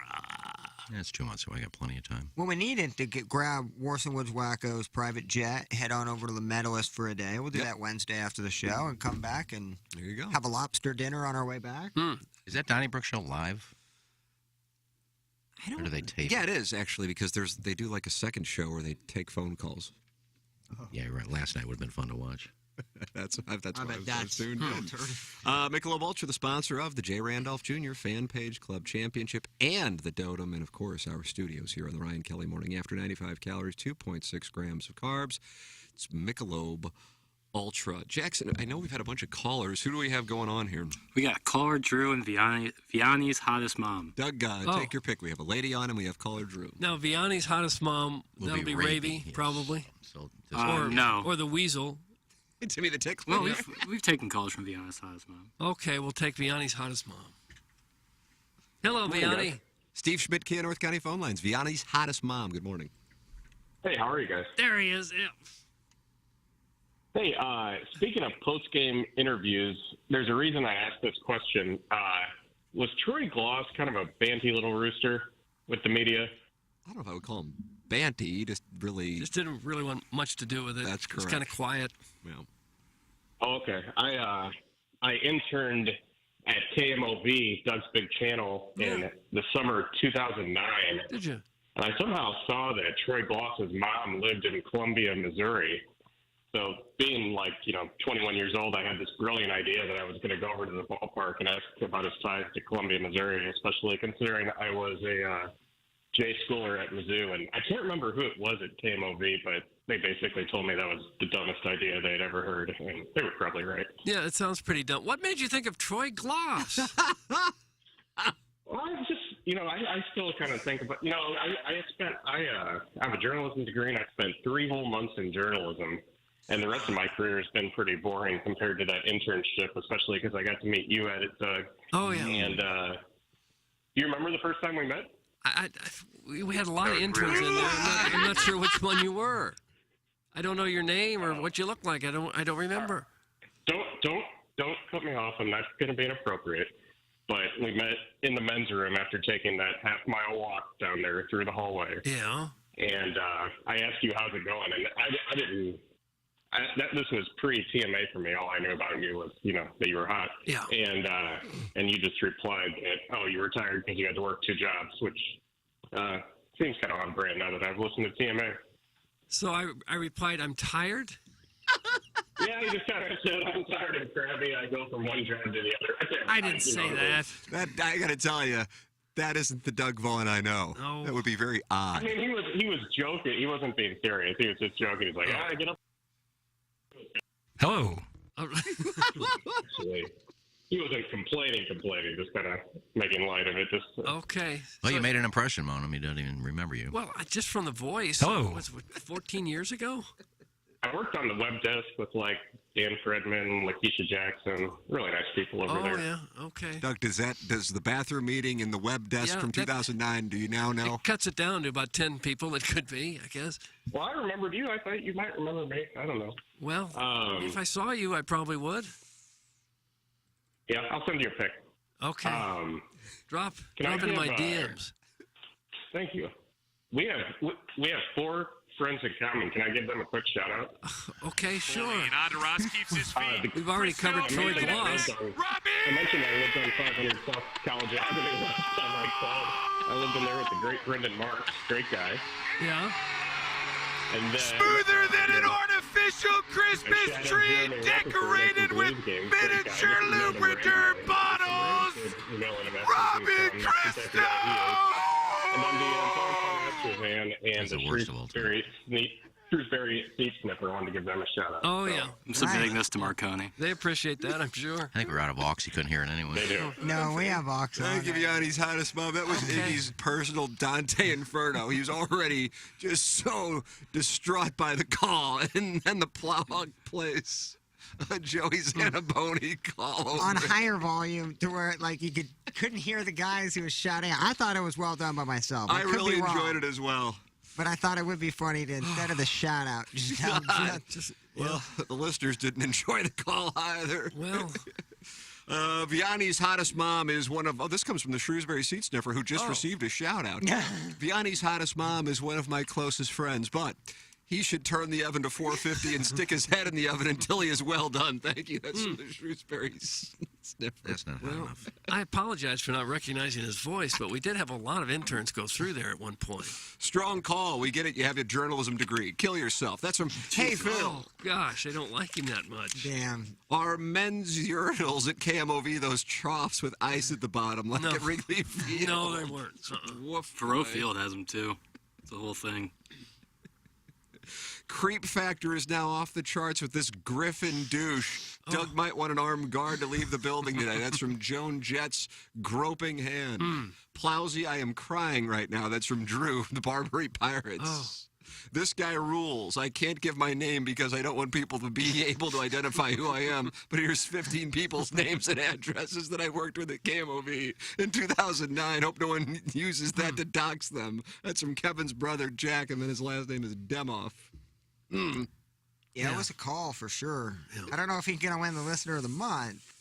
Yeah, you got to go to TMASTL.com. Time is running out. Is it Natty Nate? Is it Buck Swope? Or maybe it'll be Vianney's hottest mom. Natty could well Nate be. Call, man. We're going to hear that again. It's just going to be, that's one of those Marconi Award winners. Well, this was a heck of a call. Young Page Views is going to be in studio at 9 o'clock. Doug, he's got a big event. He's got this whole thing he's got going on. What's he got going on? He's got a whole new production. He's like swimming with sharks. Like a stage show or something? No, outdoors. He did like, the last tweet I saw him, like 120 some odd hours of video footage that they had to shoot for this, whatever. Yeah, like that's legit. Like, that's a production. So that's coming up. Do we have, is Drew still on the line? This is, yeah. Oh. Yeah, Drew. Hello, Drew. Hello, Drew. Had you guys on speakerphone. Okay, that's fine. That's not me, Drew the Barbary Pirate. But I agree with him. That was one of the funniest moments in recent show history. Nice. Plow you did it. Playing that drop. Yep. I was dying. Thanks, Drew. Appreciate it, bud. You guys were talking about Patrick Berglund. I slept in his bed one time. How'd that come about? What? How did that happen? I shouldn't have. I don't really want to tell the whole story, but I guess now it'd be weird. Well, why would you bring it up if you don't want to tell the story? He's never coming back to St. Louis. I just thought it'd be. You just called in and said, I slept in Patrick Berglund's bed. Really, tell us about it. No, I don't want to tell the story. I had another thing that I was going to talk about, but I feel like it would be weird to just leave it at that. Yeah. So Ben Bishop is a high school friend of mine. Oh. And he and Berglund shared a place in Clayton for a while. Huh? And so I was at Double D's. This was probably 8, maybe even 10 years ago. And Ben comes in and he's like, Drew, what's up, man? I haven't seen you in a while. You want to just like take shots at the bar and just catch up? And I was like, if you've met Ben, you know he's that kind of dude. Like, he's just salt of the earth kind of guy. Very nice guy. And so we did that. And then like we looked around eventually and the bar was closing, and like the people that we had both come with, or the people that he had come with and the people that I had come with had all left. And so he's like, you want to just spend the night at my place? It's just down the street, you know? Yeah, you got picked up, did you? Yeah. and so we walk into this beautiful, I guess it was like a loft kind of place, and he's like, hey, you can sleep in Berglund's bed. And this was before I knew that they were sharing this place. And I was like, Ben, I like have a Patrick Berglund jersey. Like I bought it when I thought he was going to be a stud because he had the body type and the offensive skills. But I was like, yeah, I'll definitely sleep in his bed. And Berglund was in Sweden at the time. I should note he was not there. Oh, okay. So I spent the night there and then woke up, and Ben had written me like a nice note that he was going golfing. But like left me a water and some aspirin. It was nice. Huh, that's a nice little story. Where did you see him when he asked you to go get a drink? At Double D's. He didn't ask me to go get a drink. I was already there, and he came in with some friends. Okay, I thought you said I saw him and he asked me, let's go have a shot at... In the bar, he asked that. Okay. Yeah, I was already at the bar. I thought it might have something to do with the story. I missed it. Good little story, though. Maybe it's not that good of a story. But it was a nice little story. I liked it, Drew. It wasn't a bad story at all. You guys promised that there'd be a video posted somewhere of Tim's colonoscopy? Oh yeah, it's on Plowhawk's OnlyFans. Yeah, we're actually selling 30-second, minute, and full video footage. That's correct. Of insertion, obviously different paying platforms. Yeah, we created a GIF of the insertion and reinsertion. If you want to pay more, you see the camera go deeper. Okay. 6-part video. If you want the whole thing, it's 120. Geez. Oh, it's worth it. It's worth it. Nice, yeah. Tim knows. Jinx Coke Gate. Well, you may be the only listener that we have that slept in the bed of one of the Blues players. I would disagree with that. I doubt that's true, actually. Yeah. Well, who else? You never know, man. You just never know. There's a lot of young single ladies that listen to this show. No, there aren't. agree with that. Drew's there are right. not. Nope. I was watching on YouTube yesterday thinking the colonoscopy video might show up there. No.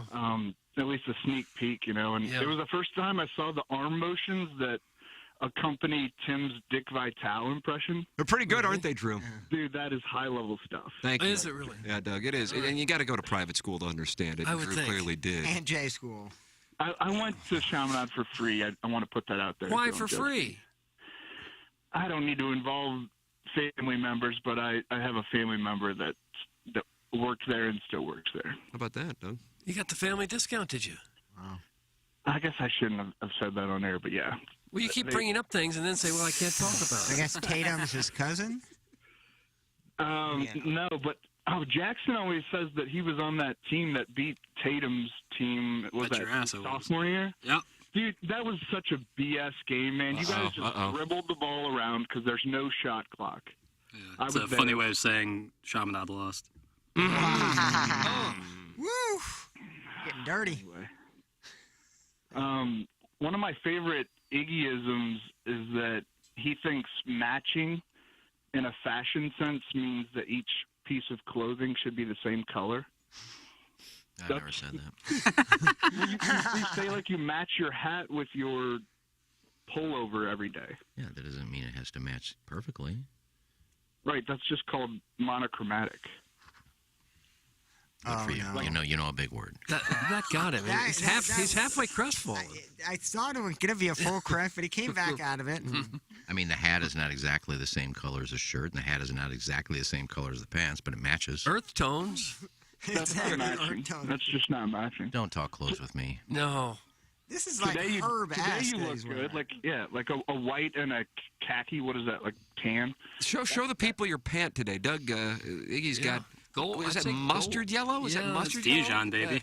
Oh yeah, that's something I like don't know that. if you're That's like a watching peep on YouTube color. right now, Drew, to see that. I'm gonna have to pull it up. I closed it out so that there wouldn't be any reverb. Okay. Is that a big word? Reverb? It's not bad. Well, it's not a thing when it comes to YouTube and you on the phone. Iggy, how do you think tomorrow is spelled? Are you serious? Oh no. It sounds like sometimes you put an L in there. Tomorrow? No, tomorrow is what you I don't like think to I've say. ever said tomorrow. All right, I love you, Iggy. It's all good.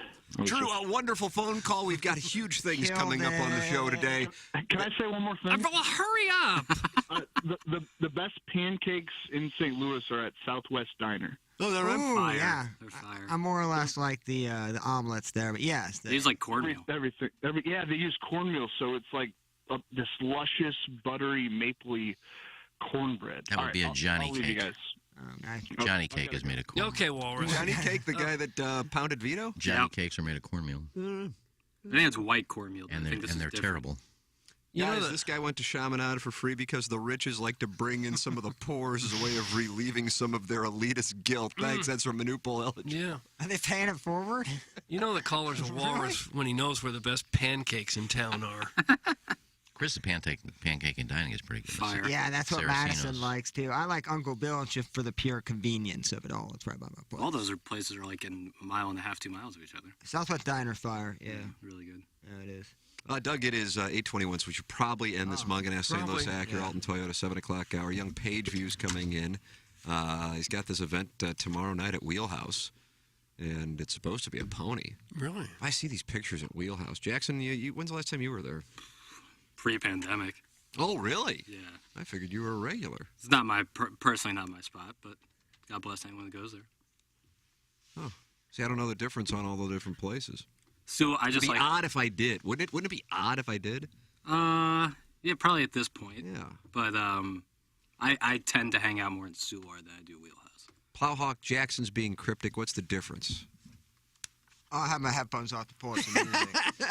What'd you say, Jay? The difference between Soulard and hanging out at Wheelhouse downtown. I don't know. I mean, Soulard got much more of a neighborhood vibe, and I feel like I'm in the middle of nowhere at Wheelhouse. I feel like I'm far from home, even though I'm not. So I like Soulard. I just see the pictures for me. of Wheelhouse on social media, and I'm just like, my God, there are some Oh, I can't beautiful compete with that. It reminds me a little bit too much of like what it was like when I would be at my house in Columbia. Yeah, Like, I guess I could see that, but like- from the was what I was just saying. The women, like, good about it. Oh yeah, I mean that part is great, but there's also beautiful women at Molly's. Or Is that right? Yeah, and it's like a more laid back vibe, which is kind of what I'm into.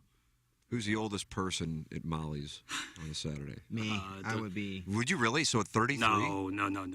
I've seen I don't- people in their mid 50s. Really? Okay. Like guys like coming off another divorce and just yeah. firing their shot? Those guys, but like sometimes people are like at Tuckers and they just go over, they grab a drink and they stay too late, and then the You younger want 'em crowd's out of in there. I'm not. I'm saying that they probably stay too late for themselves, and and they're like, oh wow, they realize quickly there is like the mid 40s guy off of Divorce 1 or 2 there as well. And he's shooting a shot? He's certainly peacocking around. Well, where Sounds else like that would you thing go? with the chicken neck. Where else Merton would you- Hanks, Doug. Yeah. Where else would you go? There's about 500 bars in St. Louis City. I think you could find one that doesn't have 20-year-olds running around. Well, like where? Where would they go? Where? Where there's more than 2 people sitting around a tavern somewhere. Clayton would be Yeah. the play. Clayton is the Clayton place? is kind of the Clayton is sneak 100% the play. Or there's a couple spots in Chesterfield. Go to. I mean, dude, I'm telling you, go to Imperial. That's the place to go. Get the sushi, At right? South? Sushi's absolute flame. And apparently, Who since wants sushi on a Friday night? we went at to midnight? Imperial. Madison picked up Imperial sushi last weekend. That's a long way to go just for some sushi. And I was sitting eating 8 French toast sticks with syrup and banana slices on it. And she called me and says, the owner says their increase since I've been talking about sushi and Imperial has like tripled in business. Really? Literally. My God. You're officially an influencer, sir. Well, everybody was too scared to go to Imperial for sushi. Then you have it, you go, oh, this crab rangoon, fire. I don't know that Bomb they're City. scared. They just don't think of it. Oh, barbecue eel, fire. All of it's good. So, yeah, I would recommend it. Good morning. My 24-year-old daughter and friends talked my wife into going into Molly's last fall for her birthday. I am 50, and my wife is 43. Oh, you're done. I felt like a giant old that night. Thanks. That's from friends of Bert Convey. Oh. You can feel old at bars real quickly, especially right after college. You know, if you go back to a Mizzou bar when you're 25 years old, you feel like an old man. Yeah, I did that. I just remember Harry's? Oh, which yeah. is now where the dogs play, right by where the dogs play. That was the happening spot there for a few years. Early 2000s, and I remember, at that time, I'm in my prime. I'm 23, 24, and we'd be out super late. We'd be there, and then we'd go to the stag bars afterwards and stay out all night. And I remember seeing, like, the guys, and they might not even have been in their 40s at the time, in their 30s, but that just, when you're 23, 30 seems old. And, like, they're at the bar, and you can tell what's going on. They're just firing shots. And I'm like, God, I just want to make sure I'm never that guy. I just never want to be that guy. I just don't want to be in that spot, Well, if you're not married, what else are you going to do on it? Well, you don't have to go to Harry's to chase 22-years-olds. I mean, you're welcome to. It doesn't affect it. God bless, to each their own. Well, they weren't all 22 there at Harry's. It just struck me as sad. But hey, I'm sure some people go, you're 46 with 2 kids and married. I would never want to be that. So, to each their own. Yeah. So that's was my observation. That plenty of people be like, I have no interest in your song and dance. I'm not calling out anybody specifically by any means. I just remember, like, in 2000, 2001, 2002, 2003, going, oh my God, this scene. Plus, I had Miguel Cabrera attempt to cuck me. Really? No. I bet he couldn't do it. He couldn't do that to you. No, and then who's the other one? Because this guy was with Alyssa Milano for a time. She really run through some pictures. She had Zito, Carl Pavano. Is that the one? Carl Pavano's another one who tried to cuck me. Oh. Yeah. Mm. You don't make enough money to be cucked. No. Yeah, that's you where put the athletes... You put Verlander at the table. Cuck me all day, bro. Is that right? Go do your thing, man. I'll make the bet afterwards. I don't care. Oh. You do you with Blue Chew. Yeah, guys, real quick. Since when is crab rangoon considered sushi? Sounds like something the old man would be basting in butter in his classy kitchen with the bubbling paint. That's from glove blogger Tom Travis. Look, let me throw out the salmon sashimi. And also, I said the barbecue eel. Fire. That crab rangoon, the reason I bring it up, because I never eat crab rangoon from any place ever. You eat because eel? it's not very good. Dude, barbecue eel is the best thing smoking right now in the sushi What's industry. eel taste like? Heaven. We actually got Clip that off. Yeah, we actually got a sushi making kit. So we're going to be trying to make our own here very soon. Try to buy our own fish. Get a little interesting. Yeah, like barbecue eel is most definitely sushi. And crab angoon, I wouldn't say is sushi. It's a good, precursor to the meal. I think it's what they have in flavoring wise is phenomenal. Try it, Fuji Sushi. There it is. I finally said the name of it. Not on the books. Not on the books. Not on the books. I will say this with confidence, though, it's the best you'll have in St. Louis, for sure. And we have to go to Imperial to get this. It's a sad thing, but you get to see America. I mean, if it's good sushi, I don't give a. The best sushi I've ever had is in a strip mall off the strip in Las Vegas. I still can't believe it. So, hey, the key to a great sushi place like the place that we went to in Jamaica is all about the sushi chef. Yeah. It truly is. And understandably, it was awesome. People would, assume that the best sushi is going to be, I guess in St. Louis, you'd probably think Clayton or Ladue or something like that. But hey, Plowhawk, I might be willing to do this. Because Anna Marie and I are like, we love sushi, but we don't have it too often in St. Louis. Yeah, that was always our issue. Yeah, like, me, you, and Madison and Anna Marie were at that place in Jamaica, so I guess we're sushi. Yeah, I love it, but I just don't eat it here too often. Oh, yeah, Fuji Sushi. But the second time we went in Jamaica, we watched that dude make, and that's when when you see these dudes rolling up everything is. Doug, you want to go to Imperial this weekend for some sushi? I'm down to go. Well, Doug, I'll pick you up. Okay, yeah, because I won't be able to find it. It's just straight down 55 when you get off on Anna Marie has a Richardson mother-son dance tomorrow. I didn't know they do these this young. Wow. Yeah. It's not even kindergarten yet, is it? It's pre-K. Pre-K. What are they dancing to? That's what I'd be curious. Putting on some Teddy Pendergrass? What are we probably putting Baby on? Shark. Yeah, the 2019 Nationals. Mm-hmm. I don't know about that. When everybody in the class was one. All right, we will take a commercial break. Iggy decided he was going to take it a little earlier. Mm-hmm. We will come back with our appliance discounters 8 o'clock. Our young Page Views in studio with his event coming up at 9 o'clock. And then the Design Air Heating and Cooling email today. Send your emails in the morning after at InsideSTL.com. This is the Ryan Kelly Morning. Want to see Guns N' Roses? Yep, Guns N' Roses, the most dynamic, dangerous, and definitive American rock band in history to this day. Coming to Busch Stadium Saturday, September 9th. Tickets go on sale this Friday at 10 a.m. And if you want to go for free, you've got to get the TMA app and create an account. Or log in if you already have it. Find out more at TMASTL.com. You're hearing TMA all day on KPNT HD2, Collinsville, St. Louis, featuring the Ryan Kelly Morning After, live from 7 a.m. to 10 a.m. Then a full show replay from 10 a.m. to 1 p.m., followed by the best of TMA from 1 p.m. to 7 p.m., and another same-day replay starting at 10 p.m. Find the full schedule at TMASTL.com. Brought to you by Ryan Kelly at thehomeloanexpert.com, the most efficient mortgage process you'll ever experience. Biggie's Restaurant and Bar has been a staple of the community for over 30 years and is serving your favorites like the steak sandwich, waffle fries, and so much more. It's not just the food that's rocking. With a full bar and patio, Biggie's is the perfect spot for lunch, dinner, and a little laughter. Biggie's original hours are back. Open 11 a.m. till midnight, Wednesday, Thursday, and Sunday. And 11 a.m. till 1 a.m. on Friday and Saturday. Check out the full menu at biggiesrestaurant.com and stop in today. Okay. Hot takes. Yeah. Pepperoncini. Pepperoncini. And now the Pepperoncini Show with Darren Atkins and Ken Stroh. All right, take it, fellas. There it is. That's the open. Pepperoncini. Pepperoncini. Pepperoncini. Pepperoncini. Pepperoncini. Pepperoncini. Pepperoncini. Pepperoncini. We don't know what it is. We don't understand the name. We just know it's stupid. And it's available every weekday, featuring Iggy and the Plowboy. Apparently it's some kind of a podcast or something. Available at TMASTL.com and on the TMASTL mobile app. Whatever. This summer, they are coming back. You know where you are? For you. You're in the jungle, baby. Guns N' Roses, live. North America 2023. Saturday, September 9th, Busch Stadium.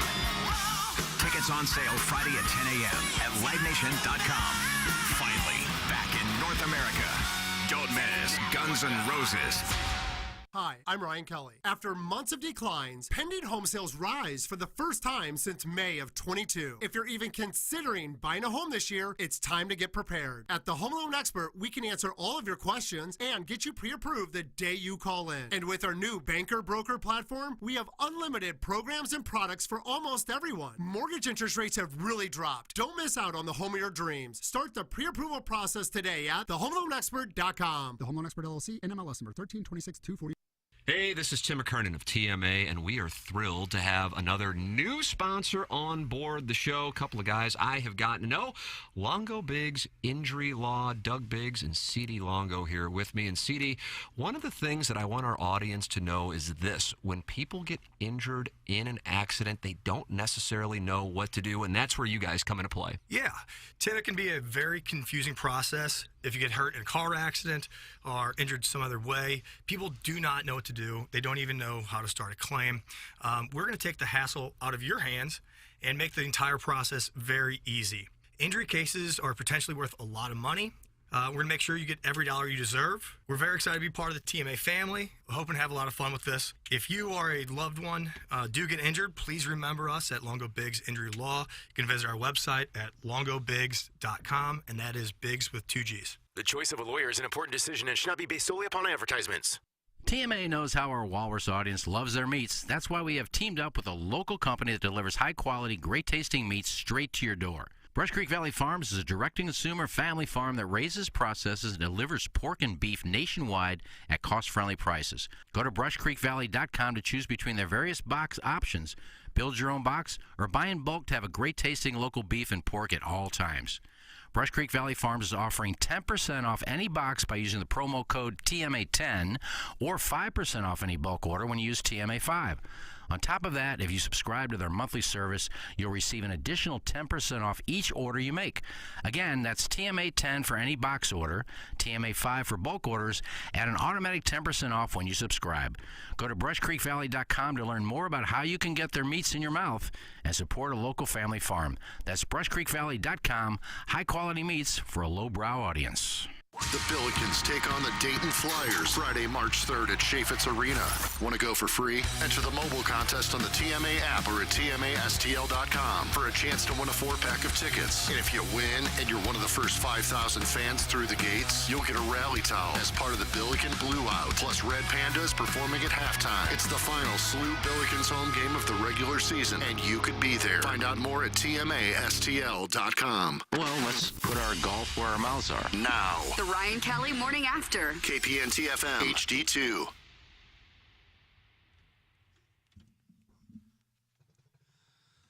Welcome back. Appliance Discounters 8 o'clock hour is underway at 8:35. And even though, Doug, President's Day was on Monday, they're clearing out everything at the Appliance Discounters. 80,000 square foot warehouse. This is unreal what's going on there. When I say it, I think you're not going to believe it. Okay. Well, I can believe almost anything from Appliance Discounters because I've shopped there many times. I know how good the deals are. Because you're a range collector. Yeah. You go I collect ranges. You collect ranges. I need a new one. I may go out there and just buy my own. President's Day clearance sale is going on all month at Appliance Discounters. They have an 80,000 square foot warehouse filled with appliances, and they all need to go. They're clearing this thing out. Really? Huge savings on all brands, including GE, Bosch, LG, Samsung, Frigidaire, Thermador. Huge savings, huge cash rebates, 12 months interest-free financing. Check this deal out. Buy a Thermador range, and you get the dishwasher for free. No fooling. Yeah. What? Thermador range. Oh, here, would you like a dishwasher, says the Bradley family. Okay. Add a refrigerator, and you get free ventilation. That's right, free appliances. You need an appliance, go to theappliancediscounters.com. Tell them you're a TMA listener. It's one of the things Jamie Burkhardt, you heard me talking about how James Carlton came in and talked to the 25-person sales staff, 25 give or take. So many salespeople, I don't know how many there are. And Jamie said the thing about the TMA listeners is they love to tell us that they're TMA listeners when they come out here. They wear it like a badge of honor. Well, that's good. That helps us. That's right. Yeah. It lets people know that the advertising's working. Mm-hmm. And then the great Mark Hanna. You might know him from Evergreen Wealth Strategies. The great communicator. Yes, and also from the Berlin Wall. No, you're right. He He did not deliver that particular speech. You don't know that yet. I do know that. He said, he said, I looked at my P&L from all of my advertising with you, and if you ever want a testimonial for a potential advertiser, let me know. It's absolutely beyond belief. That was just Mark just texting me last night because he heard me talking about the James Carlton thing where James came in. So, God bless America. Hey, you want to print money like Warson Woods Wacko? Advertise on the show. That's it. Advertising doesn't cost; it pays. And what I'm about to do, me and Madison have talked, I think at the end of March, we're going to meet with Mark and get ourselves financially stable. I know that's what Mark can do. Great communicator. I love hearing that, Plowhawk. I really do. That makes me happy. James is already my insurance guy, so I support the sponsors as well because they're amazing people. Yeah. There you go. Absolutely amazing. It's good to hear. It makes me happy. Yeah. I may be the first guy in the history of apartment living. We changing the subject? No, it's the graphic show over your shoulder. going to tie into it. Okay. That I may just go by a range and say, can you just take this one out of here? I'm going to buy a range because I can't cook with this stove I have. What's the problem with this current one? The burners. I mean, one is hot, the other side is medium warm. Ain't going to get that So I'm cooking scallops, and one side is nicely charred, the other side is like sautéed. Have you complained to the management? I told them. They came in and they just turn it around a little bit. And I said, well, now that side's going to be hot and this side isn't. Oh, gosh. Well, don't forget, I told my landlord about Design Air, and guess what? 2 days later, there's a Design Air truck. Really? Shakalaka, support the sponsors. They're uneven. The butter is melting. It's all going to one side. Mine I may just go out to appliance discount, buy my own range. You're not going to do Spend my own You're going to get a refrigerator, Don't too. do it. Oh, and then I get a dishwasher. It's all happening. My dishwasher doesn't dry. I mean, I take dishes out. I got to dry them. I shouldn't have to dry my dishes after I take them out of the dishwasher. No, you should not. It's apartment living right there. I live in an Spend my own money. Maybe how old's the dishwasher, baby? Like 2 years old.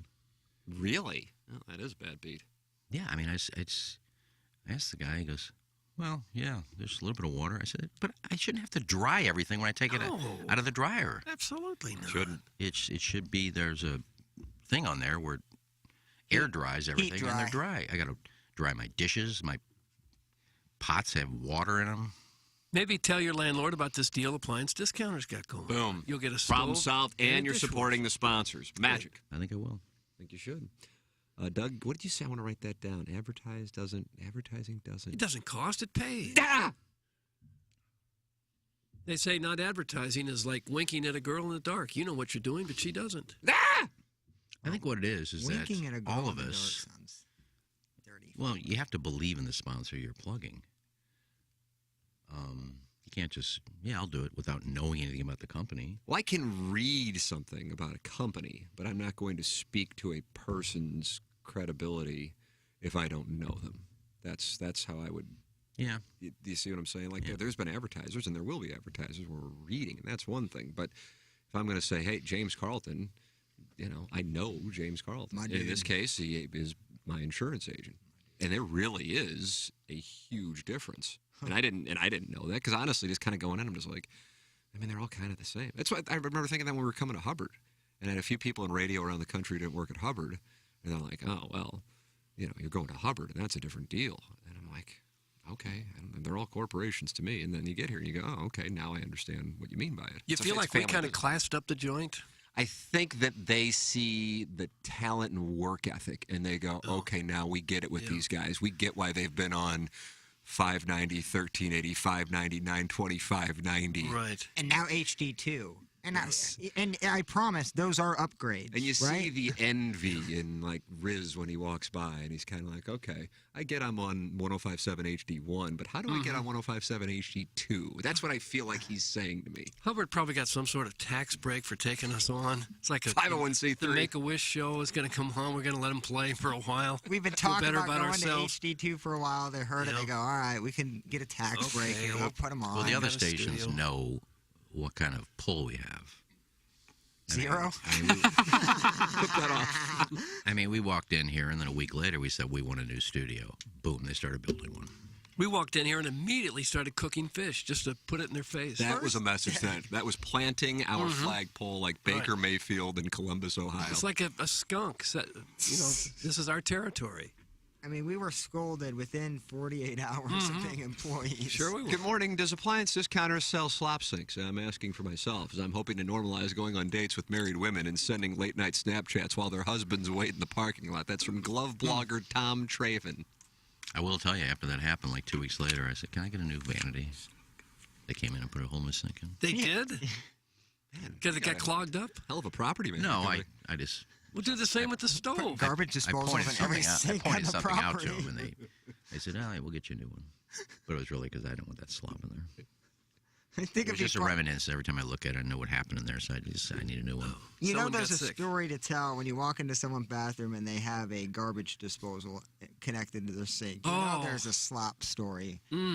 Guys, we got our Mungan Ask car during the first TMA special a couple years ago, and Clayton Patterson, to this day, remembers my real name, my TMA name, and my wife's name. Clayton's an all-time guy. He's also handsome. Couldn't be happier with Mungan Ask. That's from Alan Dadeville, observer of the coming battle between Plowsy and Soccer Guy. Alan Dadeville. There will be a battle there. But Clayton, there's no joke, Clayton. Who are you more sideways with, Plowhawk, Battlehawks guy or Soccer Guy? I don't think Battlehawks guy. What about is Mizzou guy? What about Lars Nootbaar guy? Man, Lars Nootbaar guy is the worst. That's Who is Lars Nootbaar guy? I don't know, Cardinal Nation fan page, I guess, in a nutshell. I guess you could put a bow on that. But no, Battlehawk guy is fine. Soccer guy gets to me. Nootbaar guy's got to be the... Oh, ESPN came out with a list yesterday, the one player to watch on every team, and Lars Nootbaar was the player on the Cardinals to watch. We have the number 4 overall prospect in baseball, and he is overshadowed by Lars Nootbaar. Again, I don't know how to describe it. So that guy is right up there in the top tier. The baseball scouts or analytics folks, they must look at Nootbaar and say, this is the guy who's got it all. This is the guy who's going to be really good. You know what? We had a sound... Because they're not just pulling it out of thin air. We had a sound story of Randy, and Randy does so good, but she was a heavy baseball person and said one of the best quotes ever. She goes, I'm just done with sabermetrics. And I couldn't have... You started applauding in the middle of the sound I wanted to, but I didn't want to ruin the whole sound story. But she said it best. I think a lot of people are just sick of the analytics and the ultra sabermetric that you pull out to find that a guy is decent. Well, I'm not sure that he's necessarily that guy. If you just look at him, he's fast, he's got a good arm, he's got some power. He's got a lot of tools. He's toolsy. I said it. He does have tools, and he could be a good player. Pepper grinder? Oh, that's what it is. You don't like the pepper grinder, do you? If he didn't do that, I think I may be more hyped up about his potential, and I know that's sad. But I think the pepper grinder guy. We'll see if he gets rid of it, because every year they have something different that they do with their first. When they get to second base, they look over and they do something. Yeah. And they change it every year. If he's still doing the pepper grinder this year, that's telling me I really don't have anything, but they love this. I'm going to continue to do it because that's my reputation I'm living off of as a pepper grinder. Well, that'd be okay. I just look at like him next to Carlson, and he looks like a more athletic guy. He looks better. He looks I agree. stronger. He just does. I think Jordan Walker should be the storyline front and center every day. I know that sounds boring, but that's the storyline. Does he make the roster opening day? Yeah.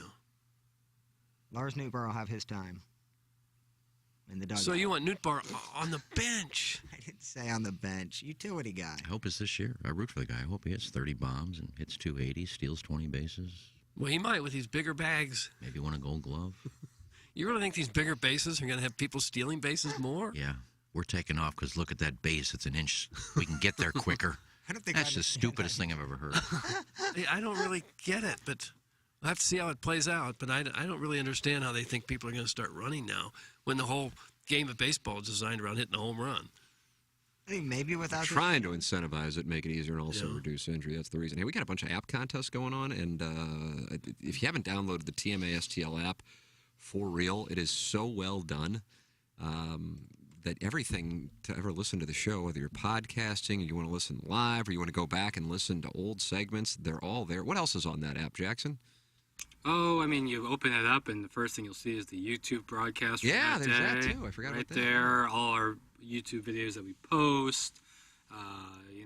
Links to different podcasts like Balloon Party or Tim McKernan Show. Can you find KG and O-Town videos on that app?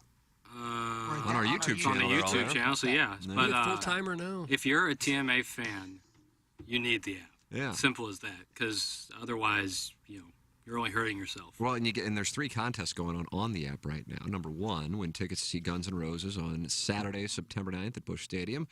Tickets go on sale at 10 a.m. today. Then you can win tickets to Evolution Festival, August 26th and 27th at Forest Park. Live music from the Black Keys, Brandy Carlisle, Ice Cube, and more. And then we got tickets for the Billikens and Dayton Flyers a week from tonight. Friday night game, Billikens Blew Out, featuring a rally towel giveaway for the first 5,000 fans, plus Red Panda will be performing at halftime. So there you go. All of that stuff going on. By the way, that reminds me, Doug was like, do you like when people say I was reached out to? I don't care for it, no. Really? I don't. Because I was talking on, Jackson, we recorded the podcast yesterday, QFTA. Did we do it yesterday? Yeah, it had to have been because I had fists in my ass 2 days ago. There was no fists up there. Okay. Thank you, Jackson. You bet. And I mentioned we're expanding Sound Story, and I need to hire. And so what I said is this. I need to find how Jackson was the first person to email me when Gangster Pete was leaving a couple of years ago, 3 years ago, whatever that was. I need another Jackson, but for Sound Story. Jackson, did you apply for any other jobs or just this one? Yeah, that's a nice question, Doug. I mean, I graduated college in August of 2020, and so I didn't get hired at KFNS until December. So, yeah, in between there, I applied to a bunch of jobs. And you were working at Ronnie's? No, I never once worked at Marcus Theaters or Ronnie's. I have nothing but love for them, but... what were you doing, sitting at home at your parents' house? Applying for jobs, yeah. Were they getting worried that you weren't going to find anything? Yeah.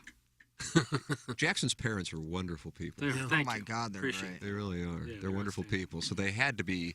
Were they concerned when you received a job offer from our operation? They saw that you did indeed have to settle. No, they were so fired up. They listen every day. Oh, Love really? it. My whole family listens. Mine too. Brother, sister. There's still family members that don't know what I do for a living. Yeah, same with me. Same with Timmy, me. I really like that show from 10 to 11. I don't get a chance to catch the other show. I don't think my boys even knew that I was a sportscaster at Channel We've 4. been around 15 years longer. I mean, I got uncles that'll see. I haven't seen them in a while, and I'll see them at the holidays. You still selling cars? I said, that's Skip and Steve. I've never sold cars. Skip, Steve, Ken. I've been on radio for 30 years. I've never sold a car. No. You know, the Facebook memories pop up, Oh, yeah. This is a prime time for me. I saw yours with Wainwright from like 8 years ago, right? A couple weeks prior to that one I didn't post it, but the post was, have my last radio interview at 9:20. After this, I'm done with the business. What year was that? That was 2013, around this time, 2013. Oh, because that was you guys man were and in woman spring time. training, yeah. We're coming up on the 10th anniversary of the Man and Woman press conference. That is crazy. It's a prime opportunity for a Buck Swope retrospective. Mm-hmm. That's wild. But yeah, how crazy is Maybe that? producer Joe would participate. Who was involved in that? Who was the board op then? Were you No, you weren't working with us. We didn't know you then. Nope. I was there. Jackson was like in middle school. Was it County Executive Mike? Was he there, or did he do 920? Who would He was have there before known? you. Joe was in studio, and I truly pissed myself. I was laughing so hard in that studio that day. I remember Would it Joe. have been Zach? It might have been Sack. Ooh, that's a good, yeah. Zach's a great one. Because I was back there. I just remember. Because I remember I had to open up the door and tell Smash, you need to talk into the mic. He had the microphone in his lap. Well, I'm looking forward to being on the air. I've been on the air in 20 years. Looking forward to this place. Man, it's going to be a great time. And I said, put the mic in your mouth. I was standing in the corner thinking. You were there for that plowhawk? Oh, yeah. I didn't even know you were. Yeah, I was right there. We didn't know. Again, we never knew each other. Even at 9:20 when I filled in, had no idea what you guys did. But now I'm here. So I thought that was wild. That was my last radio interview before I was going to throw in the towel. And now here I am. 4 furloughs later, Doug. 4 furloughs I'm later. sitting here in HD2. Look at that. Pretty excited. I was also there for the meeting when they came in and scolded everybody, including some of the people brokering time that they needed to pick it up. These people buying their way on the air, and they were being scolded. Well, on the changing station, we had to change our format to sports. And that lasted a show, and then we were done. It was like January 2nd. He had just leased the new building on Hampton. And he was bragging about how great it was. Everybody had an office and the 2 studios. And, it was great. He had a meeting on the 2nd. I guess he's going to welcome everybody to the new building. And I still have the picture of Jay sitting in the front row with his head down like, God almighty. Jennings knew that something bad was on the horizon. Because the meeting was, we're about to go under. It's a good meeting. Welcome to the new building. You just bought this thing, and we haven't even done a show in it yet, and we're about a month from going under. Okay, well, great. The picket line of the construction company that they'd refused to pay also was very nice, warm welcome right when you go into that. They were picketing out front. I knew we were in trouble in that Hampton studio, and we had that window right next to Hampton Boulevard, and we saw Cookie the dwarf almost get arrested for soliciting male prostitution. Still nearly led the Blues to the Chalice in 2016. Yeah. But we had strippers there. Amy and Iggy brought that up last time. For Cocky, there were strippers. Strippers. And I actually said to the sales guy, I said, you know what? If somebody drives by here and is staring in this window and they have an accident, they're going to sue you. Yeah. He goes, perfect. It's a perfect time to get an insurance agent to sponsor this segment. Like, oh, my God. First of all, you won't get a sponsor. We don't have any sponsors. You can't sell. That's probably a desperation marketing ploy when you put strippers in your window. And they were the Tuesday afternoon strippers. They weren't your flying from Vegas on the weekend making 10 G's. These were grinders. Yeah. Were they dancing to music or were they dancing to They hot were sports just things? dancing. There was no music? They were dancing to Brian and Jeff Burton talking. It would have to be exhausting for them to dance like that just forever. Right next to a Taco Bell on Hampton in the middle of... We were actually right between a Taco Bell and a Jack in the Box. That Jack in the Box, R.I.P., no longer exists there. Yeah, that's true. Closed. But Guys, Jackson's mom and I discussed this show when Piddles was in diapers. The white ones, not the yellow one. Thanks. That's from Minute Bowl Eligible. Wow. You know it. And I like that He knows guy. your mom? Yeah. They worked together for a long time. Yeah, I know Minute Bowl. He was at the, what was our end of the year, the awards, excuse me. Yeah. I think that's when I met him. He was great. This is usually the time of the year that pictures start popping up. Usually starting in April toward May is when pictures from my new office at the new building. Pictures of me in the 1380 posing with our guest and things like that. I moved all the equipment from 590 to the Hampton studio. So I remember I will have memories coming up here in the next couple weeks of moved into the brand new studios. Can't wait for the new beginning.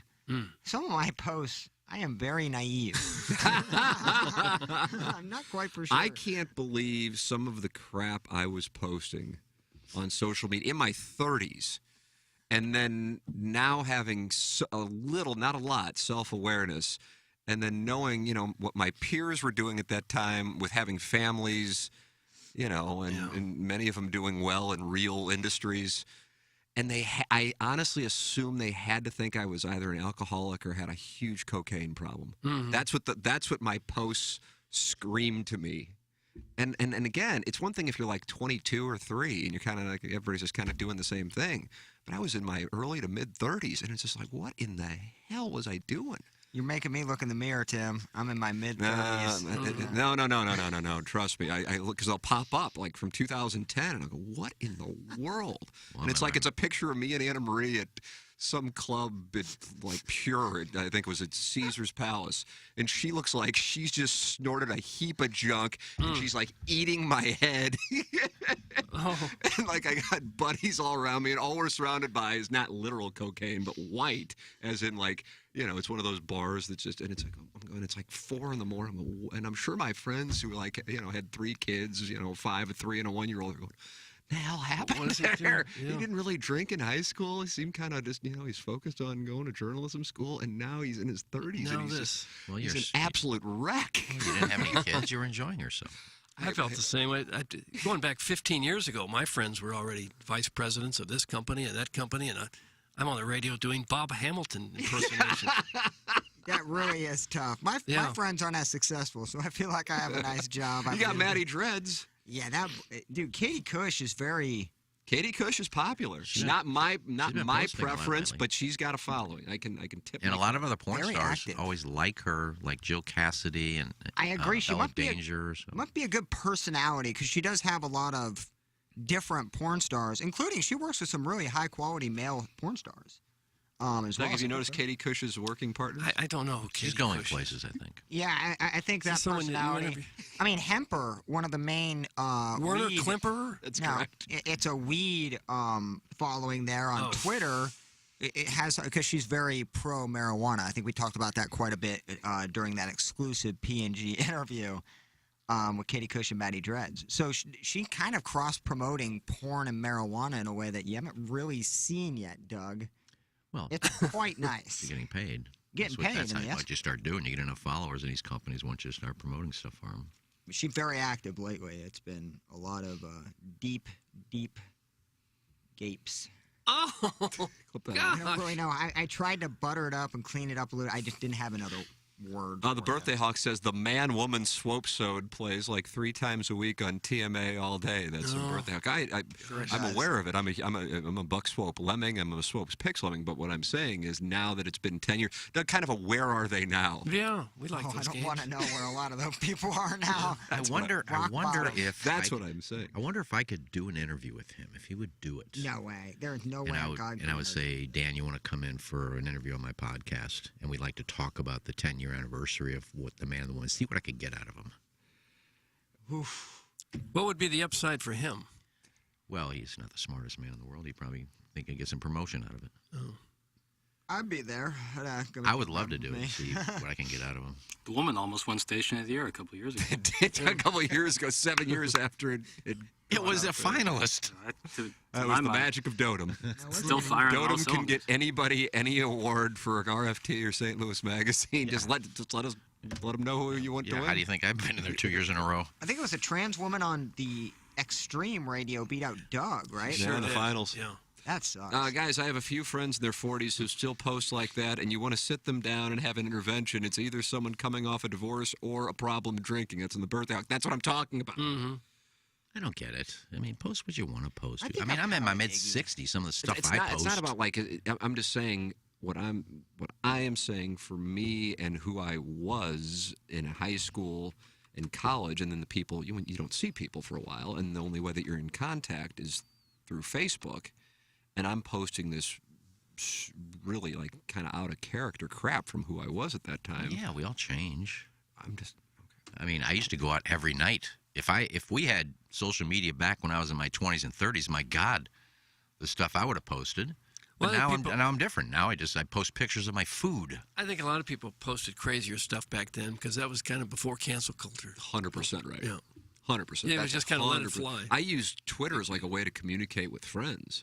You know, and for real, it wasn't like a brag. Like, if anything, I'm sure plenty of people thought it was pathetic, but we would go to the Stag Bar because it was open late, and that's where we would hang out. After we would be on usually Washington Avenue, actually, at that time. I mean, now, I'll be in bed tonight. If I'm up past 10 o'clock, it'll be an upset. And I'm not complaining. Couldn't be happier about it. I love it. But 15 years ago, or even 10 years ago, really, that's not what I was doing. Well, you get older, you get older. Yeah, and I'm happy with it. But I got to do the stuff, so that's the good thing. See, when I had kids and I was 25 or something, I'm not saying people get really upset about when you have kids. You can't get. In my case, we couldn't do it for a while, but I just wouldn't have been ready. And then I think I would have been like, oh, I wish I was out doing what some of my friends are doing, and then perhaps I wouldn't necessarily be a great father because I would have wanted to be out chasing ass or getting effed up or whatever, you know? And so once you get a chance to do it, then you find yourself in your Las Vegas and it's like 3 a.m. And yeah, maybe you could have an orgy, but it kind of sounds better to go home. That, Doug, is how you know the game has passed you by. It's over, yeah. That's right. Yeah. I saw a post yesterday, and it was the funniest thing. It was from a girl I went to high school with. I guess the last time Gail Volva? No. I guess the last time, her name is Karen. I'll leave it at that. Karen What was the last name? The last time I saw her, I think, was at our 10-year, maybe our 20-year high school reunion. But yesterday she posted a bunch of pictures of a party at one of our high school friends' houses right before the prom. So this is like 1975. These Jimmy pictures are Lipsitz. from. No, this is Brentwood High School. Oh. And there were like we went 18 pictures of this party from like 1975. And I recognized almost all of them. And people are saying, oh, is Greg still with us or something like that? And I posted because I saw Kevin Malloy used to be a neighbor down the street. Kevin Malloy was with the Red Sox. Kevin Malloy. Yeah. And I World actually, Series team. it was under my name, Kenny Strode. I actually asked the question in the comments. I said, has anybody heard from Kevin Malloy? And I guess somebody else asked a question that I didn't see. And she goes, no, I think Kenny Strode died. I said, I just asked you a question on here. My name came up, Kenny Strode asked a question. No, I think Kenny Strode died. And then Rebecca Day, my good friend, said, no, Kenny's still doing the radio in St. Louis. He's fine. I said, but how can you say I died when I just asked you a question on your page? Yeah. Maybe she meant died on the inside. That was nice. Doug, Ryan Kelly is nice, though, isn't he? He's the home loan expert, and he's the title sponsor, right? Yes, he is. He is, and he wants to help you buy a home. If you're in the market after months of decline, pending home sales have increased for the first time since May of last year. If you're even considering purchasing a new home, get your pre-approval now, won't you, from the home loan expert, and you can get it many times the day you call in. With the home loan expert's new banker broker platform, they have unlimited programs and products for almost everywhere. Mortgage interest rates have really dropped. Don't miss out on the home of your dreams. Remember, you just date the rate and you marry the house. So if the higher interest rates have you spooked, don't be. Ryan Kelly will show you through it. Start the pre-approval process today at thehomeloanexpert.com. Ryan can also help you pay off those high-interest credit cards that are now at like 19.1% credit card rates. That's the highest since July of 91. About 35% of households are taking on new credit still to cover basic expenses. A lot are still paying off their holiday bills. If you have equity in your home, a simple cash-out refinance can get that money into your hands and you can pay off those high-interest credit card rates. Ryan Kelly can help you with your financial outlook. Start fresh on the path to financial freedom today at thehomeloanexpert.com. Thank you so much, Ryan Kelly. Thank you also, Sir Mortgage. If you're dealing with low energy, low motivation, maybe you've put on some weight, not putting on as much muscle as you used to when you work out, these are symptoms of low testosterone. Check out Mentality today at lowtusa.com. Go to lowtusa.com and see if that could be a big help for you. Decreased mental acuity, attention span, and stress can cause focus issues on even the most simple tasks. Belly fat, feeling bloated, and a lack of lean muscle and tone that used to be easy to get rid of or maintain. Get it taken care of with Mentality at lowtusa.com. Even if you've tried testosterone before, not everyone understands the blood chemistry in men's bodies. Mentality can help. Testosterone therapy helps men regain normal function and restores the ability to perform normally at all levels. It's Mentality at lowtusa.com. Design Air Heating and Cooling email of the day is coming your way in the 9 o'clock hour. And in addition, making a glorious return, Young Page Views is going to be in studio. He is in the building. Young Page Views is joining us, and he has an event tomorrow night at Wheelhouse, and he is going to talk it over with us coming up here in a matter of, I would guess, 4 minutes, Plowhawk? 5 minutes? How long's the break? Yeah, 4.5. 4.5 minutes. There you go. Blues fans, if you haven't read Jeremy Rutherford's column on The Athletic, or Jim Thomas's column in the Post-Dispatch, my God, wow. Alexei Toropchenko accusing players of treating the Blues like a beer league team. Craig Berube getting so pissed off he left in the middle of the press conference. Nobody was made available because they had left outside of Toropchenko and Tucker. That's also a situation. Jeremy Rutherford is going to join us in studio on Balloon Party on 101 ESPN, and this will be an intriguing one. So that's coming up as well. YP in studio next. Michelob Ultra Studios. This is the Ryan Kelly Morning After.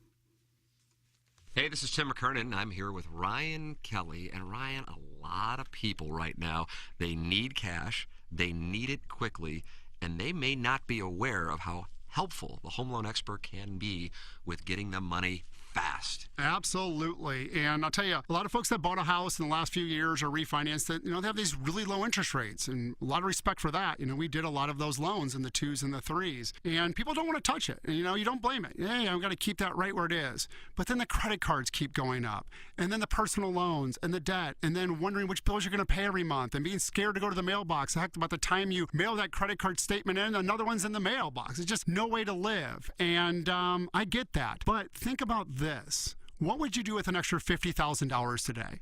Maybe even $75,000. What would that do? How would that change your life? Now, what is that low interest rate even doing for you on your current first mortgage? And that's why these home equity line of credits and a cash out refinance are so popular. Learn more today by visiting thehomeloanexpert.com. If you are a commercial property manager, property owner, small business owner, or are involved in operations, listen up. Engineer Design Facilities has become the #1 commercial fire alarm service provider in the market. EDF's goal is to not increase your operating budget, but rather decrease it, and at the same time service your business's commercial fire alarm needs with the most experienced and competent technicians this region has to offer. Make sure your building is up to code. Email fire@edf-rg.com to schedule your systems evaluation today. That's fire@edf-rg.com. Don't miss Appliance Discounters President's Day clearance sale all this month. Shop their 80,000 square foot warehouse, including brands like GE, Bosch, LG, Samsung, and Frigidaire. Everything must go. Huge GE cash rebates, along with other brands on kitchen packages. Huge savings, huge cash rebates, and 12 months interest-free financing. 5 Missouri locations to serve you. Appliance Discounters, your hometown appliance source, featuring major brands like GE. ApplianceDiscounters.com. Want to see Guns N' Roses? Yep, Guns N' Roses, the most dynamic, dangerous, and definitive American rock band in history to this day.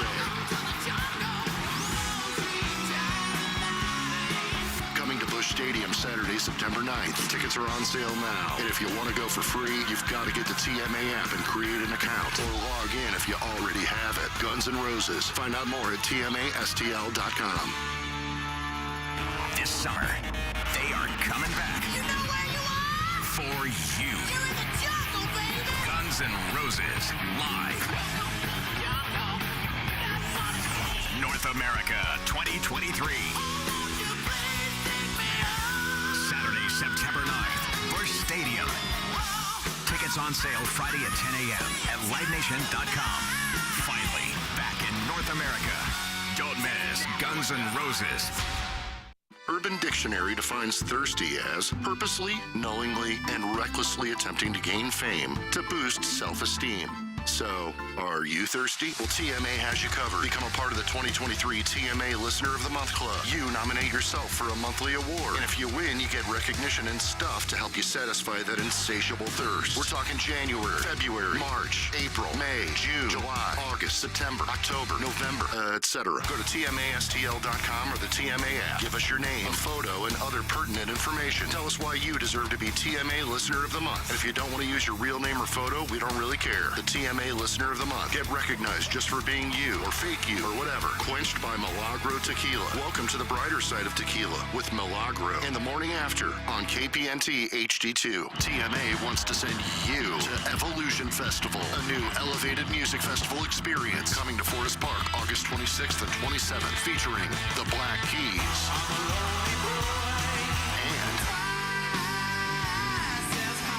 Black Crows, plus Brandy Carlisle and Harper and the Innocent Criminals, Brittany Howard, Ice Cube, Morgan Wade, and more. This is our town. This is our time. This is our evolution. Tickets for this elevated bourbon and barbecue experience over 2 days in Forest Park are on sale now, but you can win your way in on the TMA app. If you don't have it, find out how to get it at TMASTL.com. You're hearing TMA all day on KPNT HD2, Collinsville, St. Louis, featuring the Ryan Kelly Morning After, live from 7 a.m. to 10 a.m. Then a full show replay from 10 a.m. to 1 p.m., followed by the best of TMA from 1 p.m. to 7 p.m., and another same-day replay starting at 10 p.m. Find the full schedule at TMASTL.com. Brought to you by Ryan Kelly at thehomeloanexpert.com, the most efficient mortgage process you'll ever experience. I'm gay. Now, The Ryan Kelly Morning After. KPNT FM HD2. Collinsville, St. Louis. Welcome back. Ryan Kelly Morning After. Timothy Michael McKernan, Douglas Elvin Vaughn, the Plowhawk, Action Jackson's in his Horton Watkins studios. And if you are watching on YouTube right now, you notice that Ken Strode is not in studio. He's out smoking darts. But Doug's sitting in his place. It's YP making a glorious return. So I'm sitting over there. Hello, with my YP. purple headphones right now. Yeah, well. They're sticky, too. I'm sorry. I don't know what it is. It's Sticky like sweet, though. Sticky Yeah, sweet. I don't know what. I mean, also this chair. Iggy's got me on like lowrider mode right now. Can I lift this chair? Well, you can try. you can if you try. figure Beware, it it out, might it'd be break. great. He's going to be can't do pissed it. that you messed with He him. really know likes how to it. do That it. Would you height. rather have this taller chair? No, I'm just saying. Whenever I'm like stepping into Iggy's spot, I'm a little nervous. Okay, you know stop what I mean? complaining about the chair. I'm just saying, man. This guy, like, I saw him walking in, and I don't want to throw him under the bus, but he might be up to something weird out there, Tim. Oh. Like, I don't know if he's in the car or what he's doing, but like, he had a crazy look on his face, man. Doug, does that surprise you? He gets assignments. Sometimes he doesn't make it back in time for the start of the next segment. Yeah, it's 9, We think he must get 9:10 now. He will not be back in here by 9:15. Yeah. That's my guess. We're guessing the corporate office calls him and has him do something fancy.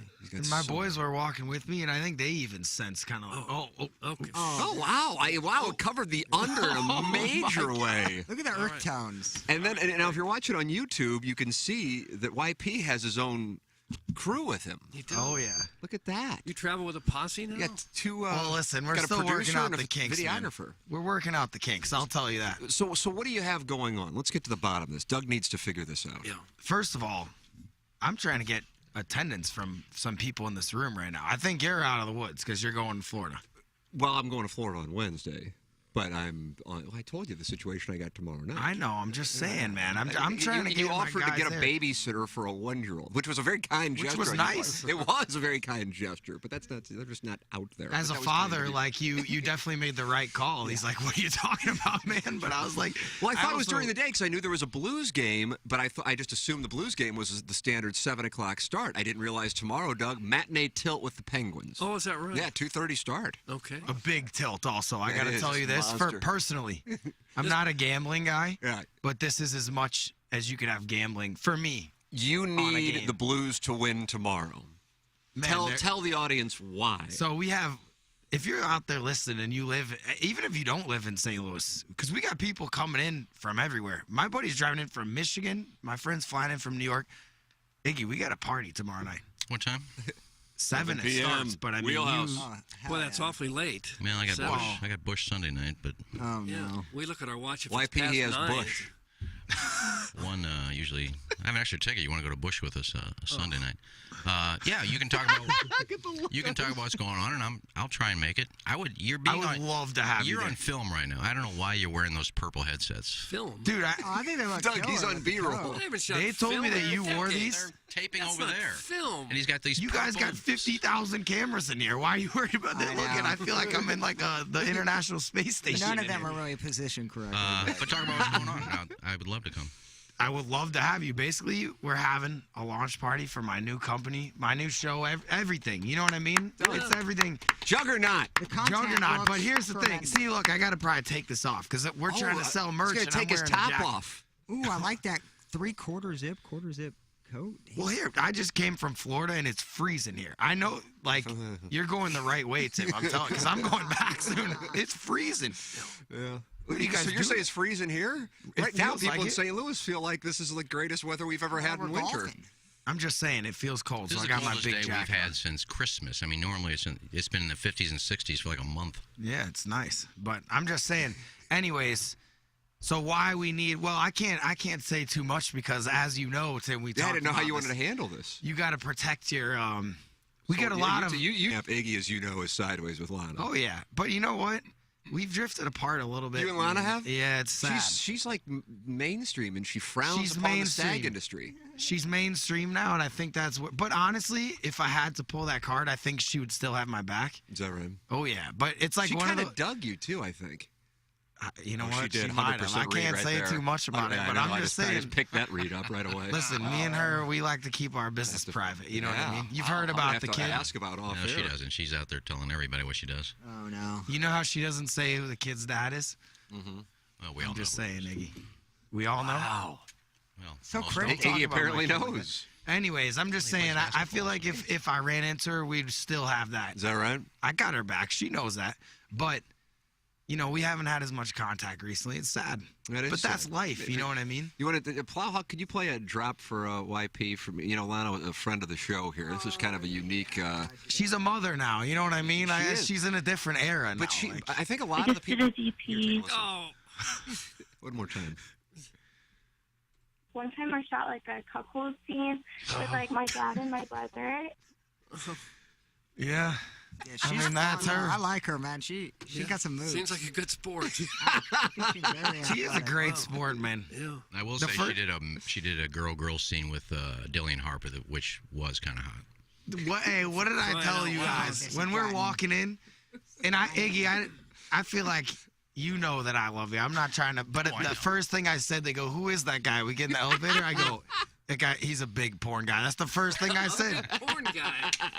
I'm not being mean, but I just said. I mean, I looked. I gotta tell my you know what I mean? I've done over 40 films in my 30s. So. I'm just saying. That's not a sewer job. If I told them that, No, you're correct. Yeah, he is. Other than Captain Jack, I'm the king of the porn interviews. There you go. Wow. So YP, tell the people about this this event tomorrow. What do we have going on? It's going to be an extravaganza. There's 7 p.m. at Wheelhouse, Doug. But it's going all night. So, like, I know, too, it's like 7 p.m. Are people going to be there at 7:01? I mean, I know some are. But it's like if you can't be there till 8, you know, we got a few people going to dinner coming. We're cooking tomorrow night. Yeah. So it's going to be, you know what I mean? So I'm not too worried about just come at any point. But it's going to be very fun. Special guests, which I know some are coming for sure. But as anything, right? It's like when me and you went to that Game 6 versus the Bruins. That's right. I actually An unfortunate result. I just got to say this quick. One of my most regretted comments I've ever made in my life, I'm sitting in the car on the way back. Tim, I love you. I'm sorry for this. I got to say it again. No, it did happen. You were sitting next to my wife. I was on the other side. I can't recall. I think, if I can say, one of my boys from Barstool was there. No, don't say it. Someone else was there too, but that was bad. Anyways, we can talk about Lana. We can't talk about this one. All right, fair enough. Hey, I don't know what the rules are. Real smoke. That's bad. That's gonna get me in trouble. Okay. Anyways, but next thing you know, I was like, because Barstool paid for our tickets to go to the game, and I'm like, it was like all-time disappointing. We thought they're gonna win the Stanley Cup. 100%. Everybody did that night. And it was depression vibes on the way back. And I go, man, at least he didn't spend $5,000 on each ticket. And sometimes you just speak without thinking, you know? And Tim's sitting next to me. You never really been mad at me, but I thought he was gonna. He's like, it was like an audible steam coming out of his Is that what he ears. spent on a ticket? Did not spend. I don't have that kind of cash, but I did spend a lot of money. Good for Tim to come out immediately and go, I promise. Immediately, because it was a lot of that. Just ticket was crazy. Yeah, it was. But the thing is, Doug, as you know, we're not results oriented on this show, and we don't kink shame. Those are two of our. You do, yeah. I do. But you don't get away with everything just because you say, well, you don't kink shame. But I'm gonna give you a free pass not to be weird. In this particular case, I would do it again because I'm thinking that the Blues are going to win the Stanley Cup, and I want to be there. So I will spend $5,000 a ticket. I will spend a lot of money. You had $5,000, yeah. But yes, YP, as we were heading back home, all depressed, and you had another thing going on that I didn't have going on. I don't know if you want to share that or not. What in the world? What's that supposed to mean? Well, you were getting your balls busted. Oh, by Dave, yeah. Of Okay, course. I didn't know what was good and what's not. No, I can't talk mean, about a girl in the car, but we can talk about Dave. I didn't know. There's no girls in the car. I don't know what Who was in the car? Dude, now we're at this is bad. But anyways, do it, Doug. Was Portnoy in the car? no one was. Portnoy was not in the but car. Dave was like chirping, like, you know, that was like, I forgot what happened. We were in the rink and nothing was loading, and me and Riggs hadn't posted anything, and I think that was not good.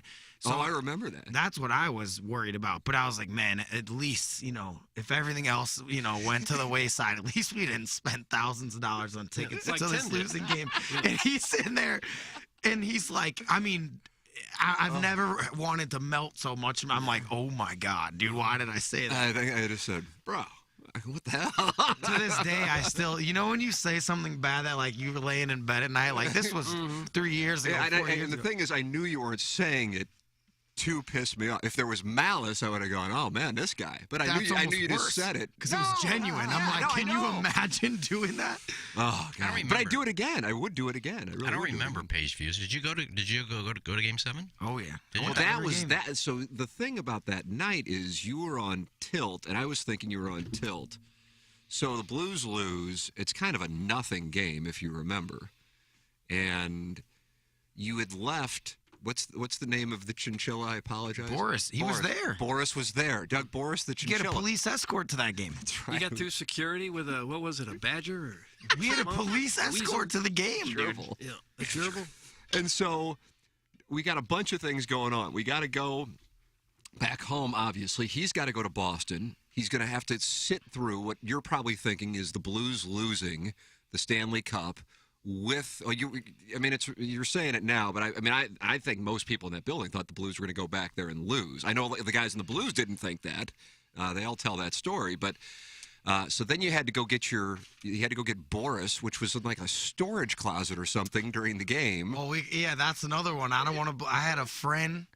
We had a kind of some mob ties in the building that were housing. There's another Swopes pick was waiting to happen. Literally housing a live animal. But I mean, I don't want to get them in trouble because that's definitely not. That was like I don't want to say what kind of closet it was, but it was not. Oh, is that right? Something where live animals. It's gonna be a big were supposed expose to be on this kept. evening, and then you got Dave hitting you up about like where's your blog, and YP is on tilt. Terrible, so I recognize the situation, and I kind of view you. You know, you're a few years older than Jackson, so like I'll see Jackson is the gentleman you saw we were walking in, and okay, I don't know if you knew him. And so sometimes when Jackson, I see him go on tilt, usually not on this show because I can't see him because he's in that other room, but when we're on 101 ESPN, and I kind of want to like take him and go, okay, I see what's going on. I've been there before, you know, being older than you guys. And so I saw, because people are coming up to him because they recognize him from the Blues winning, up until that point, 15 games, and you doing the dance on Twitter, and you got Boris. And I'm like, dude, like, and they're all coming up to him, right but he's got Portnoy coming after him. He had to go chase down a gerbil in a closet. It's a chinchilla, man. Put some respect on his name. Because you know what else I want to say on the show? People keep saying, is he alive? He's super alive. Doug, he is still with us. How old? I got him in 2017 January, and he was like a baby. So he's what? I'm not a math guy. Six or seven. Doug, I got that as he'll be 6. What's the lifespan of a gerbil? They say 15 years, but Boris is that right? To live forever. God, at some point, I mean, you know what's the saddest thing? I have a dog now, and sometimes I feel like, so the dog I'm with every day nonstop, Boris, he's more of a colder weather animal. So he's not really built for Florida. So he spends a lot of time in St. Louis. And sometimes I kind of feel like he's like, man, I won you this cup.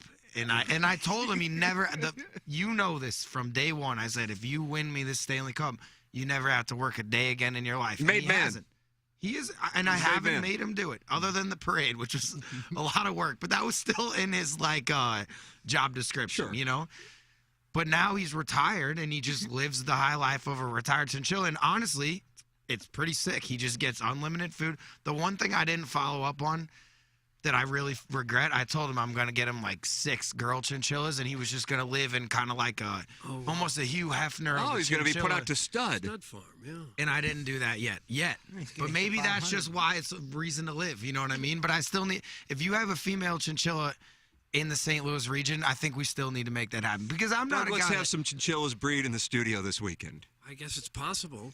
You need He's probably paperwork of happy like just lineage of like where the chinchilla is it purebred? Good question. Oh, he's pure. I mean, all right. So this was actually a real thing when they won, and you can believe this or not, but you witnessed the whole thing. On every cell in my body in my life, I kind of think that he had some sort of magic. To be straight up, you guys don't have to believe Doug, me. In that the time, Blues don't win the Stanley Cup without Boris. There you go. And I've told Pat that before, and they don't think it's as funny as I, because I always be like, dude, Boris won that. He's like they think they had more to do with it. The Blues players do.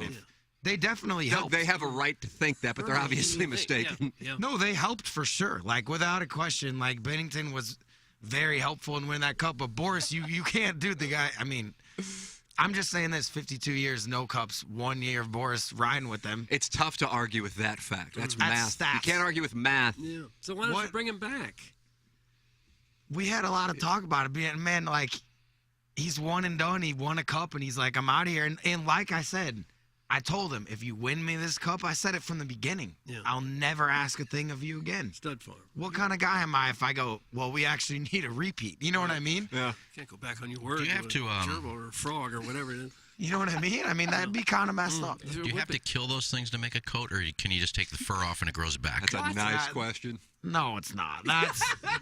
You think you can shave Come it on, and just man. take the hair? I'm not surprised. Well, You're lucky he's not here because I wouldn't let you say that in front of him. You'd sick him on him at this point. Dude, that's messed up. Iggy Boris would be on top of you right now. I'm not happy if I know that to make a chinchilla coat, you got to kill a chinchilla. There's like 50 chinchillas in a cup. How else do you think it would be made? Them. Well, you can shave a sheep. You don't have to kill a sheep.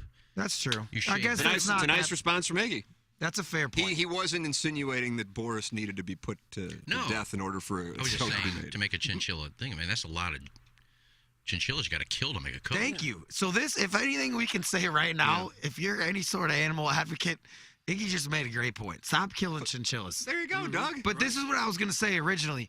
When that happened, I really do believe he has, and he still does have some sort of magic. I was going to sell to other, like the Cleveland Browns. You don't think they could use some of his magic championship blood? I was going to sell to like underprivileged franchises that are in a drought, breed him out, and then I was going to sell the babies for a premium. That's a nice business model. I still think now, did we miss the window? And Gersh. We might have missed the window, but I'm just saying, like, that was my business at the time. I'm like, but he still hasn't, Boris, to my knowledge, I don't know if he's got one female in his life. I feel bad saying that, but I mean, I kind of came up short on my promise. Let Newt Bar use it. He needs a new gimmick. Yeah. Let him hold up the chinchilla every time he gets a hit. And Doug, this is not the team you want Boris going in to see.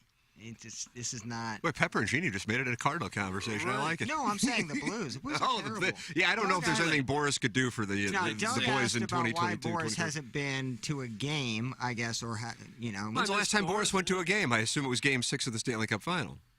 Yeah, Game 6. I was gonna say, you know what's funny? We were gonna try to bring him. You're gonna bring him in Boston? Oh my God! But then, dude, I'm gonna say this: Boston fans, like, to this day, I still kind of like not hate them, and like, I'm trying to still have active beef because we won, so they're not my concern anymore. But like, they were some of the most violent, like, mean humans I've ever seen. Like, dude, pre-game, during the game, after the game. Tim, I was there with Pat's wife, Fran, who you know. Yeah.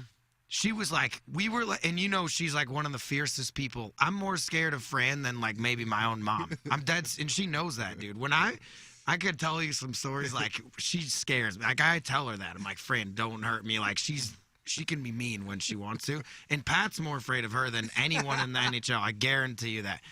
She rinses us. But anyways, like, literally, we were, like, walking through. This dude threw a whole beer at me. You know how much money that is in the state? That's like $30. For what? Like, and I just, because I was wearing a Blues jacket. Juiced, like, full beer. Smoked me, like, all over. And I looked around. I can't even say it on air. And they're just, like, horrible slurs and things. I'm like, what? And he's like about to fight me because I'm wet. Dude, they were like, it was hostile. When was this? Was it like before the game, during the game, or was this after the Blues had won? 2, I think. Before this is they after won. Game 2. Dude, wow, they're up 1-0 in the series. Do they get thrown out for doing that? No. Ushers don't do anything? They don't. Dude, TD Garden is like a war zone. And when you go in there, like, if me and you like right now, regular season, it may not be as bad. This was Stanley Cup final. Sure. It was. I'm not even kidding. I was like not scared, but it was like. It was actively like a problem. You know what I mean? When we were sitting in right field at Fenway for the 200004 World Series, and they were mad that the media had been given that and they were screaming at us. Right. You know, that Boston doesn't play. Not at all. But like the Ushers let it go. I saw people get kicked out with a police escort at Busch Stadium for doing a handstand. Yeah. After a home run, doing a handstand on a seat. It's not like the police came and threw them out of the building. And like, dude, I'm serious. Like, and when I tell you I have a healthy respect, like, I don't like them. But if I had to rank, like, a place where the crowd, like, matters, like, that's definitely It's Boston? there. Is that right? Dude, outside of, what's that street? We used to do the radio show at, like, that Hurricanes place, dude. That street, I forgot what it's called.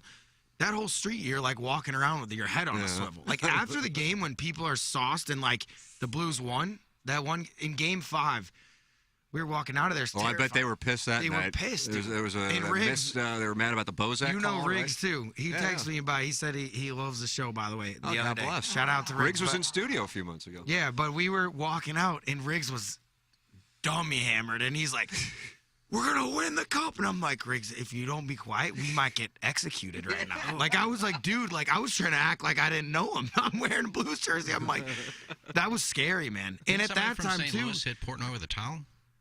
That was crazy, yeah. I mean, Well, that was vicious. that was in St. Louis. But that was a vicious attack. I got to tell you, that was. Are you serious on that? The towel? Dude, I mean, he could have lost his life. That was vicious. I thought it was like It the wasn't that tag, vicious, like but it was barely still- like. Listen, hit man, his it's lip. on camera. That was an assault. Attack. He had the neck brace. What do you mean? Like that was that was kind of funny. That was pretty good. Let the people know what your new company is. What do we got going on? Yeah, it's called Juggernaut, and honestly, it's so exciting. It's crazy. I've had a lot of conversations off the record with Tim McKernan. I got to say, and I know last time you guys hate when I'd say too much nice stuff on this show, so I'm not going to be too nice. But this dude has helped me out a lot in the past 2 years. A lot of things where I call him. You're a gentleman, sir. All sorts of questions. Running your own business is hard. It's very hard, but it's fun. It's like the coolest thing I've ever done. You know what I mean? Yeah. But it's very different. It's an evolution. You know what I mean? It's like before I was just learning how to do this stuff in general. And like obviously all the time Barcelona was the best place I could have learned that. But now you're like, it's so many different challenges, but it's very fun. And yeah, I mean, we filmed some of the coolest stuff. I How many can't hours wait of stuff for it have to you come out. filmed? Total filming? Yeah, Oh I mean, my you had God. your boys in here. They might be. Look able at to Mikey's face. This guy almost passed out. He's going to kill me. He's like, too many hours. You know what I mean? These guys sometimes want to kill me. I'll say that. I'm sorry. I love you guys. But we film a lot of stuff. But, man, all over California, like, I was, like, living out there filming these giant whales and rattlesnakes and stuff. Dude, that's a whole different ballgame. I play with sharks and stuff all the time. Rattlesnakes, if you mess up for 0.1 seconds, you can die because you're like out Doug, in the desert. you're petrified of the snake creature. I think all serpents should be put to death. We don't need These to deal ones are with it scary anymore. though. I kind of agree. I mean, I Why don't are you agree. playing with them? No, but the rattlesnakes that's a different ballgame. Like I'll play with pythons and like I think you should have tiers right, of that playing with because non-venomous ones are. No, I don't want any of them. I'm just saying, man, that's a different because those are cool. You can get bit and still like The python is fine. Bit by anything. Doug, the python is fine. It isn't. The rattlesnake though is high risk. Extremely. Is This guy that I was right? with, and this is the funniest thing. Like whenever I would try to get other people to come with me, like you get a guest, you're like, dude, this guy, man, like he knows all the places. They're like, is it safe? And then I'm like, the guy I'm with, which I'm not now, I'm kind of sewering him, but he's almost been killed by him. Like this guy got bit on the pinky and his legs went paralyzed. Like 30 minutes later, it's crazy. Why are you doing this? In California and out in the desert. I mean, it's honestly. Like Missouri, like we get a lot of cool stuff here, no question. But the desert's like a whole different ballgame. You know what I mean? It's like we'll drive around for 3 hours. What do you see in the desert? What stands out? You've seen it all, so why does the desert stand out more? It's just so unforgiving, man. Like you could drive for an hour and there's nothing. Like the other thing too that's crazy is the vastness. Like if you get bit out there, you can't even get a chopper out there for however long, and that's expensive too. This guy's bills when he got bit, I think were like $800,000. For Holy rattlesnake crap. It's like venom. an ambulance on steroids with that Isn't that chopper crazy? or cal- Dude, for that, the anti-venom, like, so the kind he got bit by, they'd only have, like, the other kind. So there's two different, TMA has never seen this type of venom talk. This is This is heavy. dude, so there's two different kinds. So there's, like, all right, so one kind of the toxin, you know what, like, anticoagulant or whatever is. So, like, your blood just, it's like, keeps going, and you're just going to bleed out. The other kind will like clot stuff. And I know like I'm probably messing up a little bit because the venom people are like, so he had the opposite kind. Next thing you know, this guy got bit. They had to use like 16 vials of this stuff because it wasn't the right type of rattlesnake. This guy was in the hospital for like a week and a half. It's crazy. And that's like, Tim, I'm about to take, I don't know if I'm supposed to say government names on here, but I was going to say we're taking the young my man, son. J-Mo. I'm just saying, I don't want to be, whenever we're talking kids. Well, YP takes Jameson out skating since I can't skate, so he's been very I'm saying kind we're with my taking son. him fishing in Florida. Well, that was another. Jameson doesn't believe they're fish in Florida because I didn't catch anything. Right. So I said, why don't we, when we're down in Jupiter, if you can show him that fish do exist in Florida? Which, honestly, you should have gone with that. If I took somebody fishing and I didn't catch anything, I'd be like, if you there's can't no catch a fish in Florida, you got a problem. No, but you should have told him, yeah, this lake, I was just showing you how to do it. There's no fish in this one. It was actually the lake that I saw Bryce Harper fishing in, and he said it's his favorite spot to fish, and I couldn't catch a damn fish in there 3 straight days with my son. That's how That's messed tough. up. Yeah, I don't know what I'm doing. I told you how That's to the catch fish. I told you what to use. Jameson, I'll tell you this. I've been taking him skating. This guy, he's vicious, dude. I go out there, and the only thing he wants to do is, like, throw snowballs at my face. I'm like, Jameson, if we do, 5 minutes, then you can hit me with the snowball. He's like, no. like it's negotiable. I don't know. Dude, I got to tell this story, too. I'm sure you said it. One of the funniest things I've ever seen, we were at the game, which Rue's actually he gives us nonstop tickets. So I'm like, dude, you got to take Jameson that one time. It was fun. Yeah. And like Tim's taking him. It was great. Yeah. Shout out to Jordan Kyer. And we got to get to Blues Talk in a second. Because I'm sure, have you guys been lighting We talked up about this it in the morning? 7:00 hour. Yeah, I didn't Talk know about that how great much you wanted to get push. into. I'm advocate. I have some things to say. Oh, but, wow. Oh, yeah. But anyways, so we go there. And, like, who was it against? I forgot. It was like a good game. It was like the Leafs or something Yeah, it was cool. the Leafs. Next thing you know. Or no, Oilers, McDavid. Yeah, like, as cool as it gets. We're like, okay, the people in the front row left. Jameson's with his dad. And it's just, what was it, a Thursday night? It was a Thursday night. And they were like, hey, you can go sit down there. And there's Front Connor row. McDavid right in front of us. Connor McDavid, front row. And we've been going and skating. I'm like, J-Mo, this is as good as it gets, dude. Like, you're going to be out here some days. Like, nah, probably not. I was like, Jameson, you are, man. Like, he's like, man, I don't know. These guys are too good. I'm like, you're going to grow up, all stuff. Next thing you know, the people say, sit here the whole third period. I'm looking at Tim like, dude, this is awesome. He's going to be, like, lit up. Jameson's like, man, I got to go home. And we're like, dude, no, it's fine. Like, your dad is fine. He's like, it's a school night, man. My mom is going to yell at me. And I was like, he's like, no, I just talked to Mom. It's fine. He's like, Dad, we're going home. And, like, literally. Yeah, he passed up the seats on the glass. It was the he funniest said he needed thing. to go home for school night, Doug. This guy's got discipline. He's Real so disciplined. We couldn't shake him. We're like, Jameson, you have to. We're like, I couldn't believe it. I'm like, holding him as hard as I can. Like, don't leave. He's like, Dad, it's a school night. We're leaving right now. He's like asking what time it was. He's a very crazy-ass 5-year-old. You can't negotiate. This guy is like, he got negotiating from you. I'm like getting pushed around by this kid. I'm like when we're doing skating lessons, I'm like, Jameson, please, bro. Like, he's bullying me. It's crazy. He's a good skater? Yeah, he's actually really good. But, I mean, I can't, it's like the lessons, I'm almost like, I'm having to barter with him because he does what he wants. that part is He's true. a smart kid. We played the member guest, and Tim had a putt for $10,000 from like 40 feet, and Anna Marie and Jameson came out. Well, they had to leave after he got done, and Jameson didn't want to leave. So I was going out to the parking lot, and Anna Marie and Jameson are going with me, and he's going, I don't want to leave. I want to watch Daddy. And I said, well, why don't you just stay? You can take the car home. He goes, I'm only 4. I can't drive, silly. I mean, just to think of that as a 4-year-old, that's your response. He's a ball buster. He's a ball buster. You brought up that you had some Blues observations. We have about 5 more minutes for the record. So however much you want to share, you obviously have some friendships with some of the boys on the team. What do you think? Last night, you don't usually see a 23-year-old kind of role player giving his thoughts and saying this isn't a beer league, and Craig Berube was a little fired up following. First of all, he needs to relax on the beer league slander because some athletes in those. A lot of athletes, and also it's just different challenges. I tell Rue, me and Rue always make bets, like, because I'll have a game like the same night as him. We'll do like who gets more points, and he's always like, dude, like, we tried to get odds on it. Like, he asked, like, my points, I have to get 3 for every one of his.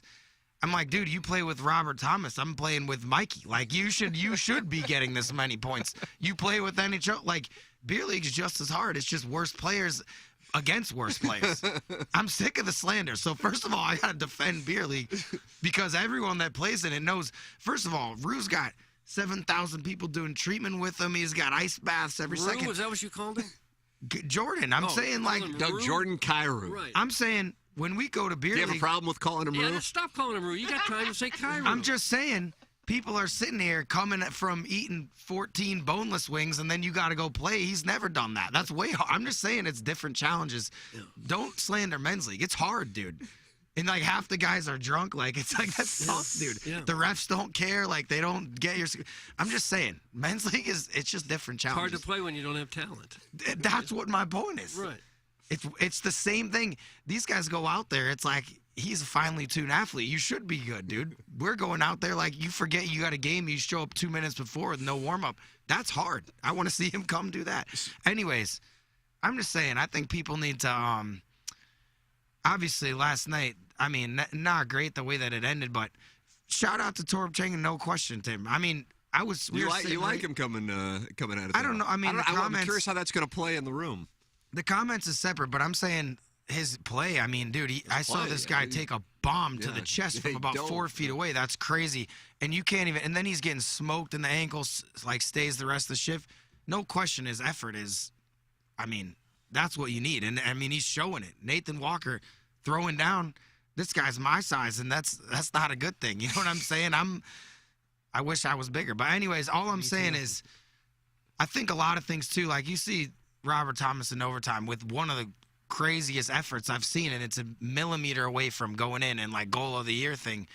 If that happens, then everyone's like, wow, like, you know, all of a sudden it's good. And I just think a lot of times, I don't know. I watched the whole thing. Maybe I'm biased, but I thought there's a lot of good things going on, and it's like clearly this season is not how they dreamed it up. You know what I mean? Well, you say there's a lot of good things, and the team's in the middle of this kind of skid. It's going to damage your credibility. I'm not. I got to be fair and say. I'm not saying that it's great. I'm saying if you watch it, it's like, I don't know. I mean, clearly they get.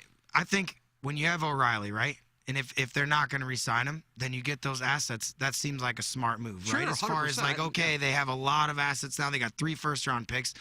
Tarasenko leaving. He's doing great in New York. Good for him. They got a lot of assets.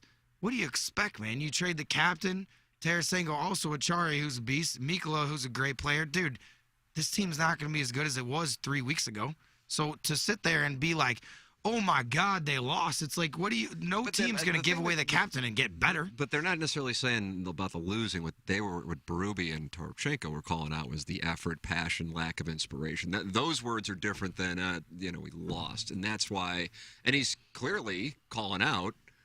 Doug, you call him Rue. I don't. YP calls him Kyrie. I got but more you call time him than that. I'll say it how you say it. Just media people. I'm just saying this. I mean, if that goal goes in overtime, all of a sudden everything's good. I mean, I don't know. I watched it. It's like then Rue had a chance in the beginning of overtime that gets deflected. If that goes in, all of a sudden, I'm just saying he's a point per game player right now. You're paying him right now. He's still on his bridge deal, getting $3 million, and he's a point per game player in the NHL. I don't know. Maybe last night, like they should have like not lost that game. Okay, yeah, give it to him, but. I don't know. In my mind, too, I don't know how that helps things. Like, I don't know. I think that it's like, okay, we got to be realistic. If you give away the captain, you give away Tarasenko, you give away all these guys, clearly things are not going to plan, and the team's going to be worse than it was a month ago. Sure, I think everybody accepted that. I think I'm it's just surprising to hear Toropchenko in particular, but Berube as frustrated as he was with the effort. That's the part. Yeah. You think, I mean, Barbashev inevitably is going to be traded here in the next week. I mean, I think Barbashev is... I don't know if he'll get it first, but when the Blues won the Cup, Tim, he was one of the most, maybe not points wise, but Right. like he drilled Grzelcyk in the finals, Yeah. and I'm not advocating for head injuries, but if he doesn't knock him out of that series, the Bruins probably win. This guy was drilling. He's a bowling ball. Yeah. I'm just saying, if I was a contender, I'd pay probably as much for Barbashev as these other guys. Yeah. He wins. That's a guy who wins playoff series. Think they would trade anybody else between now and? If it did, it would be a long-term defenseman that would have to be a huge, like, that's a production. Like, that would be a shake-up move. But, I mean, with Army, you never know. He's shown willingness to do that kind of stuff. I don't want to – I don't know. All I'm saying is this. They're retooling. It's clearly not ideal. I think when you got guys who are point-per-game players that are, like, skill guys, if they lose and the puck doesn't go in, it's very easy to point a finger at them. But I watched the game last night, and I mean, if you watch it and you think, show me the plays that are bad, and I would love to discuss it. But I mean, this is my best friend. I watch him every shift. I tell him if he sucks. I would say it to him. I swear to God, you can see my text. But I'm saying, like, I watched the game. T-Mac watched the game. We're there. It's like, I don't know. I thought there was a lot of stuff that if it works, then everyone's saying they're good. You know what I mean? Oh, no, I understand that part. That's why the comments, and honestly, I'll be the first one to say it. I watched the highlights on YouTube, but I wasn't watching that game last night. I didn't think anything of it. I mean, it's a game against Vancouver when the season's essentially over. So when I wake up and I see those comments, I'm like, wow, what in the hell happened last night for this to be what's going on? Yeah. It's not great. I was actually in the hallway when Chief walked out of the room. Oh, and yeah? I didn't obviously hear it. And it was like... very awkward. Yeah. And then I didn't even know that's what he said. Yeah. You know what I'm saying? You're like, oh my God. Yeah. That was like... Maybe this is simplistic, but you look at the beginning of the year, and couldn't you tell at the beginning of the year that this team is not going to win? You can say, okay, they lost 8 games in a row, but then, oh boy, they won 7 in a row. Well, good teams will win 7 games in a row at some point in the season. Good teams don't lose 8 games in a row. Iggy, to be real with you, I think when you don't bring back DP 5-7, I'm going to say this right now, I think that the beginning of the season might have been too late at that point. I think when that happened, that's a guy, David Perron absolutely loves the city, loves that team, loves the organization. To me, I don't really understand. I mean, that's like, to me, a heart and soul dude that loves the team, that really cares. You know what I'm saying? I think that it's tough. I mean, I know there's a salary cap and I know there's things, but like, man, that to me was not a great like time to kind of like when you look at it. I think things might have started with that, but I mean, it's kind of crazy too when you look at 2019. I mean, how many guys are left? 4 or 5? It's kind of crazy. 4, I think, at the most. Like a different team, I but mean, and it'll be 3 here in a week. All I'm saying is this too. To that point, okay, they lose 8 straight, and you're kind of, I mean, it was not great vibes. You know what I mean? You're looking around, you're like, this might not be the same. But even though the year they won the cup, they're last place, like not too far ago from this time of year. And you can't quit after 2 weeks of the season. You can't cash it in and say, oh, well, I I got say off to a quit, bad but start. I'm saying you could kind of tell. I mean, good teams don't lose 8 games in a row. They find ways to win. But I will say, for how it's gone, the position they're in now with getting the amount of assets they've gotten back for the guys they moved out, you can't be mad about that. I mean, the future, like, if you look, okay, to take that point, if you say, okay, this team's not going to win the cup this year, the speed that they've kind of, like, moved forward with some of these things, I think they're in a better position now than they were before the season as far as, like, next year. If you're not going to win the cup either way, that's all I'm saying. YP, we are coming up on the top of the hour. We have our design, air, heating, and cooling email today before we go, but I want to make sure that the audience knows what you have going on tomorrow night. Doug, it's 7 p.m. at Wheelhouse. You're usually there, but you roll in like at 12:30 or 1 a.m. They just recently passed a rule. You know, you got to be 21 to get in. After 61, you can't get in. There's a ceiling? Sorry, sir. No, I have multiple people in their 60s coming. That will be there. 100%. I'm making an exception. Guaranteed. I'll enter in the back, the walker section where you pick up the walker. If you come, I'll build a ramp up the stairs, whatever you want. I would love that. I'm just saying, you should come. Don't look at his face. He's not even taking me serious. Come on. He's Phil Ivying you. He's just looking you up and down. I'm telling you this. I'm not big on the club scene anymore, really. It's not even a club. We're doing a podcast at the beginning. That's the show. Like, you do this every day. Yeah. Doug, I'll pick you up. I'll take you home. I got Madison doing a sleepover. So I can't drive because you know how much I drink. Absolutely wasted. You do get plastered. I'm just saying it is going to be very fun, and it's like, no matter what, I'm just grateful. There's so many people coming, like everyone I've ever known, and it's cool. You know, whenever you do something, I'm sure, like, when you first did your own thing, you're like, you don't know how it's going to go. Right. It's easy when you're in a giant company and you know, okay, I have all this support. It's a lot different when you look around. Man, even if I'm not saying in your case, I'm talking in general, when people are entrepreneurs and they take a shot. I respect because it takes courage to go out there and take a shot. So no matter what, even though I've seen some of the stuff you've done, so I know you've got an incredible, we business, got it. But I just respect the fact that you're taking a shot, It's adrenaline, I'll tell you that. Highs and lows, when you get, like, when you're on your own, man, you're in the wild. Oh, you better believe it. And when you're in the wild, like sometimes when I go walk back, when I'm going hunting in the woods and it's pitch black at 4 a.m., like when you're hiking down there, it's kind of, you're on edge because anything good or bad, you're like, you're by yourself. That's kind of how it feels. Yeah. You know? I respect it. Where can people find out more? How can people see everything, hear everything? What do we got going on? We got it all on social media right now. I'm sure Doug's he already knows all the handles, but it's just all the handles. It's just at Young Patriots on Instagram, Twitter. We get the YouTube Juggernaut now. Did you see the video where he emerged from the ground like he was rising from the dead? Did you see that? I didn't see it. No. And how many takes was that? A lot of takes. I got buried alive 8 times. The man was buried alive. No, why would you That's do literally like buried in the dirt. So we would always do it in the last like shovel because I couldn't breathe when I had the dirt. I'm going to say this right now because not a lot of people get buried when they're alive. That's tough. Most of the time, put that off. By the time you have that, you don't get to go on the radio. I might be one of the first people to be buried in dirt and talk about it on the radio because you normally don't get that chance. It's terrifying. It's so heavy. All that dirt, like once it gets on you, it is so heavy. And then you can't breathe. So then the last shovel, I had a countdown. Like we had it all timed out. And it was like okay, we know exactly how long. The last shovel goes on and take a breath. And then when I came up, that was really like the first breath in like 30 seconds because they had to go back. Ooh. And we did it at night too, which we didn't use. I didn't know that was at night. No, we did like a million takes because we didn't know it was going to look good. Yeah. It's hard. I mean, in the last one, they had the ATV, so they were going to drive up. The concept was you're going to drive up with the headlights. You see the grave, and then you're like, what is this? And then I come out of it, and we didn't even use it, but they drove away for like a minute and a half. I thought they're messing with me. I'm like, dude, like this is terrifying. It pitch black, and I'm in the ground. It was so scary, man. Out in like High Hill, Missouri, it was so scary. That was I woke up that night and I was having the EBGBs. It was very weird. Don't get buried alive if you can. Most people don't get to buried talk alive. about That's it. our lesson. And tomorrow night, anybody can come? Oh, yeah, 7 o'clock? anybody. I mean, if you don't mind me asking, for people that come, is there a cover charge or anything like that to show up? Just show up. Well, there'll be some people that Sure, know that. absolutely. I'm not No, paying, but come. I know It's some people. the other Come in thing the back too. door. The other thing too, we're getting it going. It's Man of the People tomorrow night. We're all gonna be down there. There's a lot of special guests. We're gonna be mixing it up. I'm excited. You guys know when you guys do your events, it's fun when you just get out there and mix it up. It's it's a very absolutely. I'm super happy for you. It's 7 o'clock tomorrow at Wheelhouse. Juggernaut is the name of the new brand. I've been told we have 4 live reads and email of the day, and I have 8 minutes before I'm on the air on 101 ESPN. So I will let these gentlemen slide out behind me. Beware the cord there, Good to meet you, gentlemen. Thank you for having us. Coming in. I gotta What a tell you, gallery. I miss being on the show, so it's fun. I'm serious. Are you going back to Florida tomorrow or something? Or I guess No. Sunday?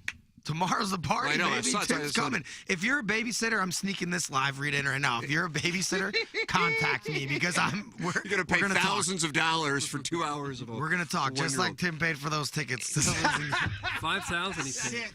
$10,000 in tickets to he watch paid for to watch Tuukka Rask's ass as the Blues scored 1 goal. All right, brother. Good seeing you. All right, there he we'll is, the see great you. YP. All right, I want to tell the people about engineer design facilities. If you have visibility to your company or place of business, commercial fire alarm panel and system, please email fire at edf-rg.com. Let a technician come out and provide a free evaluation of your system and offer the most competitive contract pricing in the market. You can also check them out anytime at edf-rg.com, the official commercial fire alarm services and solutions provider of TMA. It's engineer design facilities in Tommy, Sepulka, and VIP Auto Accessories.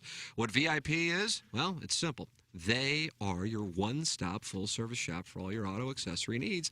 They do van and truck upfitting for commercial fleet vehicles, provide graphic solutions for vehicles, retail office space, floors, windows, and more, and have a full array of public safety solutions, including for EMS and police fleets. Call Tommy directly. He wants you to, 314-428-3900, or email him at tommy.sabulka@vipautoaccessories.com. Jackson, tell me about your pant. I'm wearing Muggsy. Oh, he's emotional. Don't be emotional. Sorry, sometimes when I talk about Muggsies, I get a little teary. I can see why, because they're so it's nice to your nutsack. I'm wearing them. they're outstanding pants. You throw them on, and it's like, it feels like you're wearing an old friend.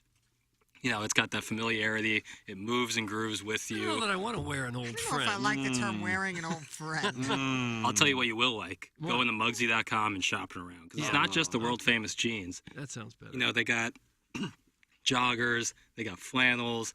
They got, cashmere. They got all sorts of things over there outside of just jeans. Staples that every guy needs in their closets. Head to Muggsy.com right now. Use the promo code TMA. That gets you 10% off your entire order with free shipping and free returns. Again, Muggsy.com, promo code TMA. Experience life-changing comfort with Muggsy. There it is. Ladies and gentlemen, it's time for the Design, Air, Heating, and Cooling email of the day.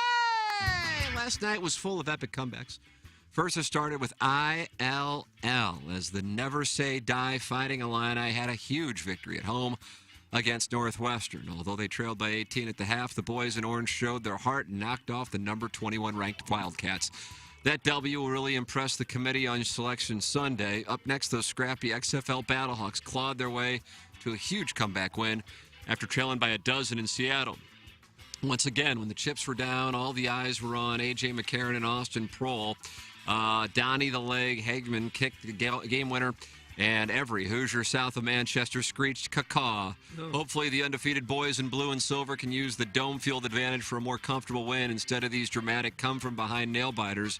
And the final comeback that happened last night was when my seed landed between Dale's shoulder blades. Now that's what I call a glorious comeback for the ages. It's from the JV golf coach. Not what we needed there at the end. JV golf coach. Game ball to the Plowhawk for rescuing the program from Vianney's hottest mom humble bragging about stalking Doug in the men's room at KMOV 15 years ago by spraying a barrage of Joey Zanaboni drops all over our chests. Also great to hear Darren has come around on the Battlehawks. 4 days ago, he plow-splained how the Battlehawks win just proved that the XFL is not real sports, but now after watching an uneventful first quarter, followed by a Harriet Tubman Tubman movie, then listening to some post-game audio that he struggled to hit the lever on because he's so high. Darren is now converted to the point where he will accept free tickets to attend a game. That's right. Always. Anything. Big music weekend with Bush on Sunday night. GNR tickets going on sale today. Doug's favorite band, Frankel, playing the Sunset Hills Fuddruckers on Saturday. That's closed. That Fuddrucker shut down. And as I'm sure Iggy saw that post on the fan page, one listener found a thick stack of comped Los Lonely Boys tickets for tonight's show in Dallas, presumably sitting on the counter at a gas station next to the venue for anyone who wants them, a la the Almost Kiss show at Family Arena in 2013.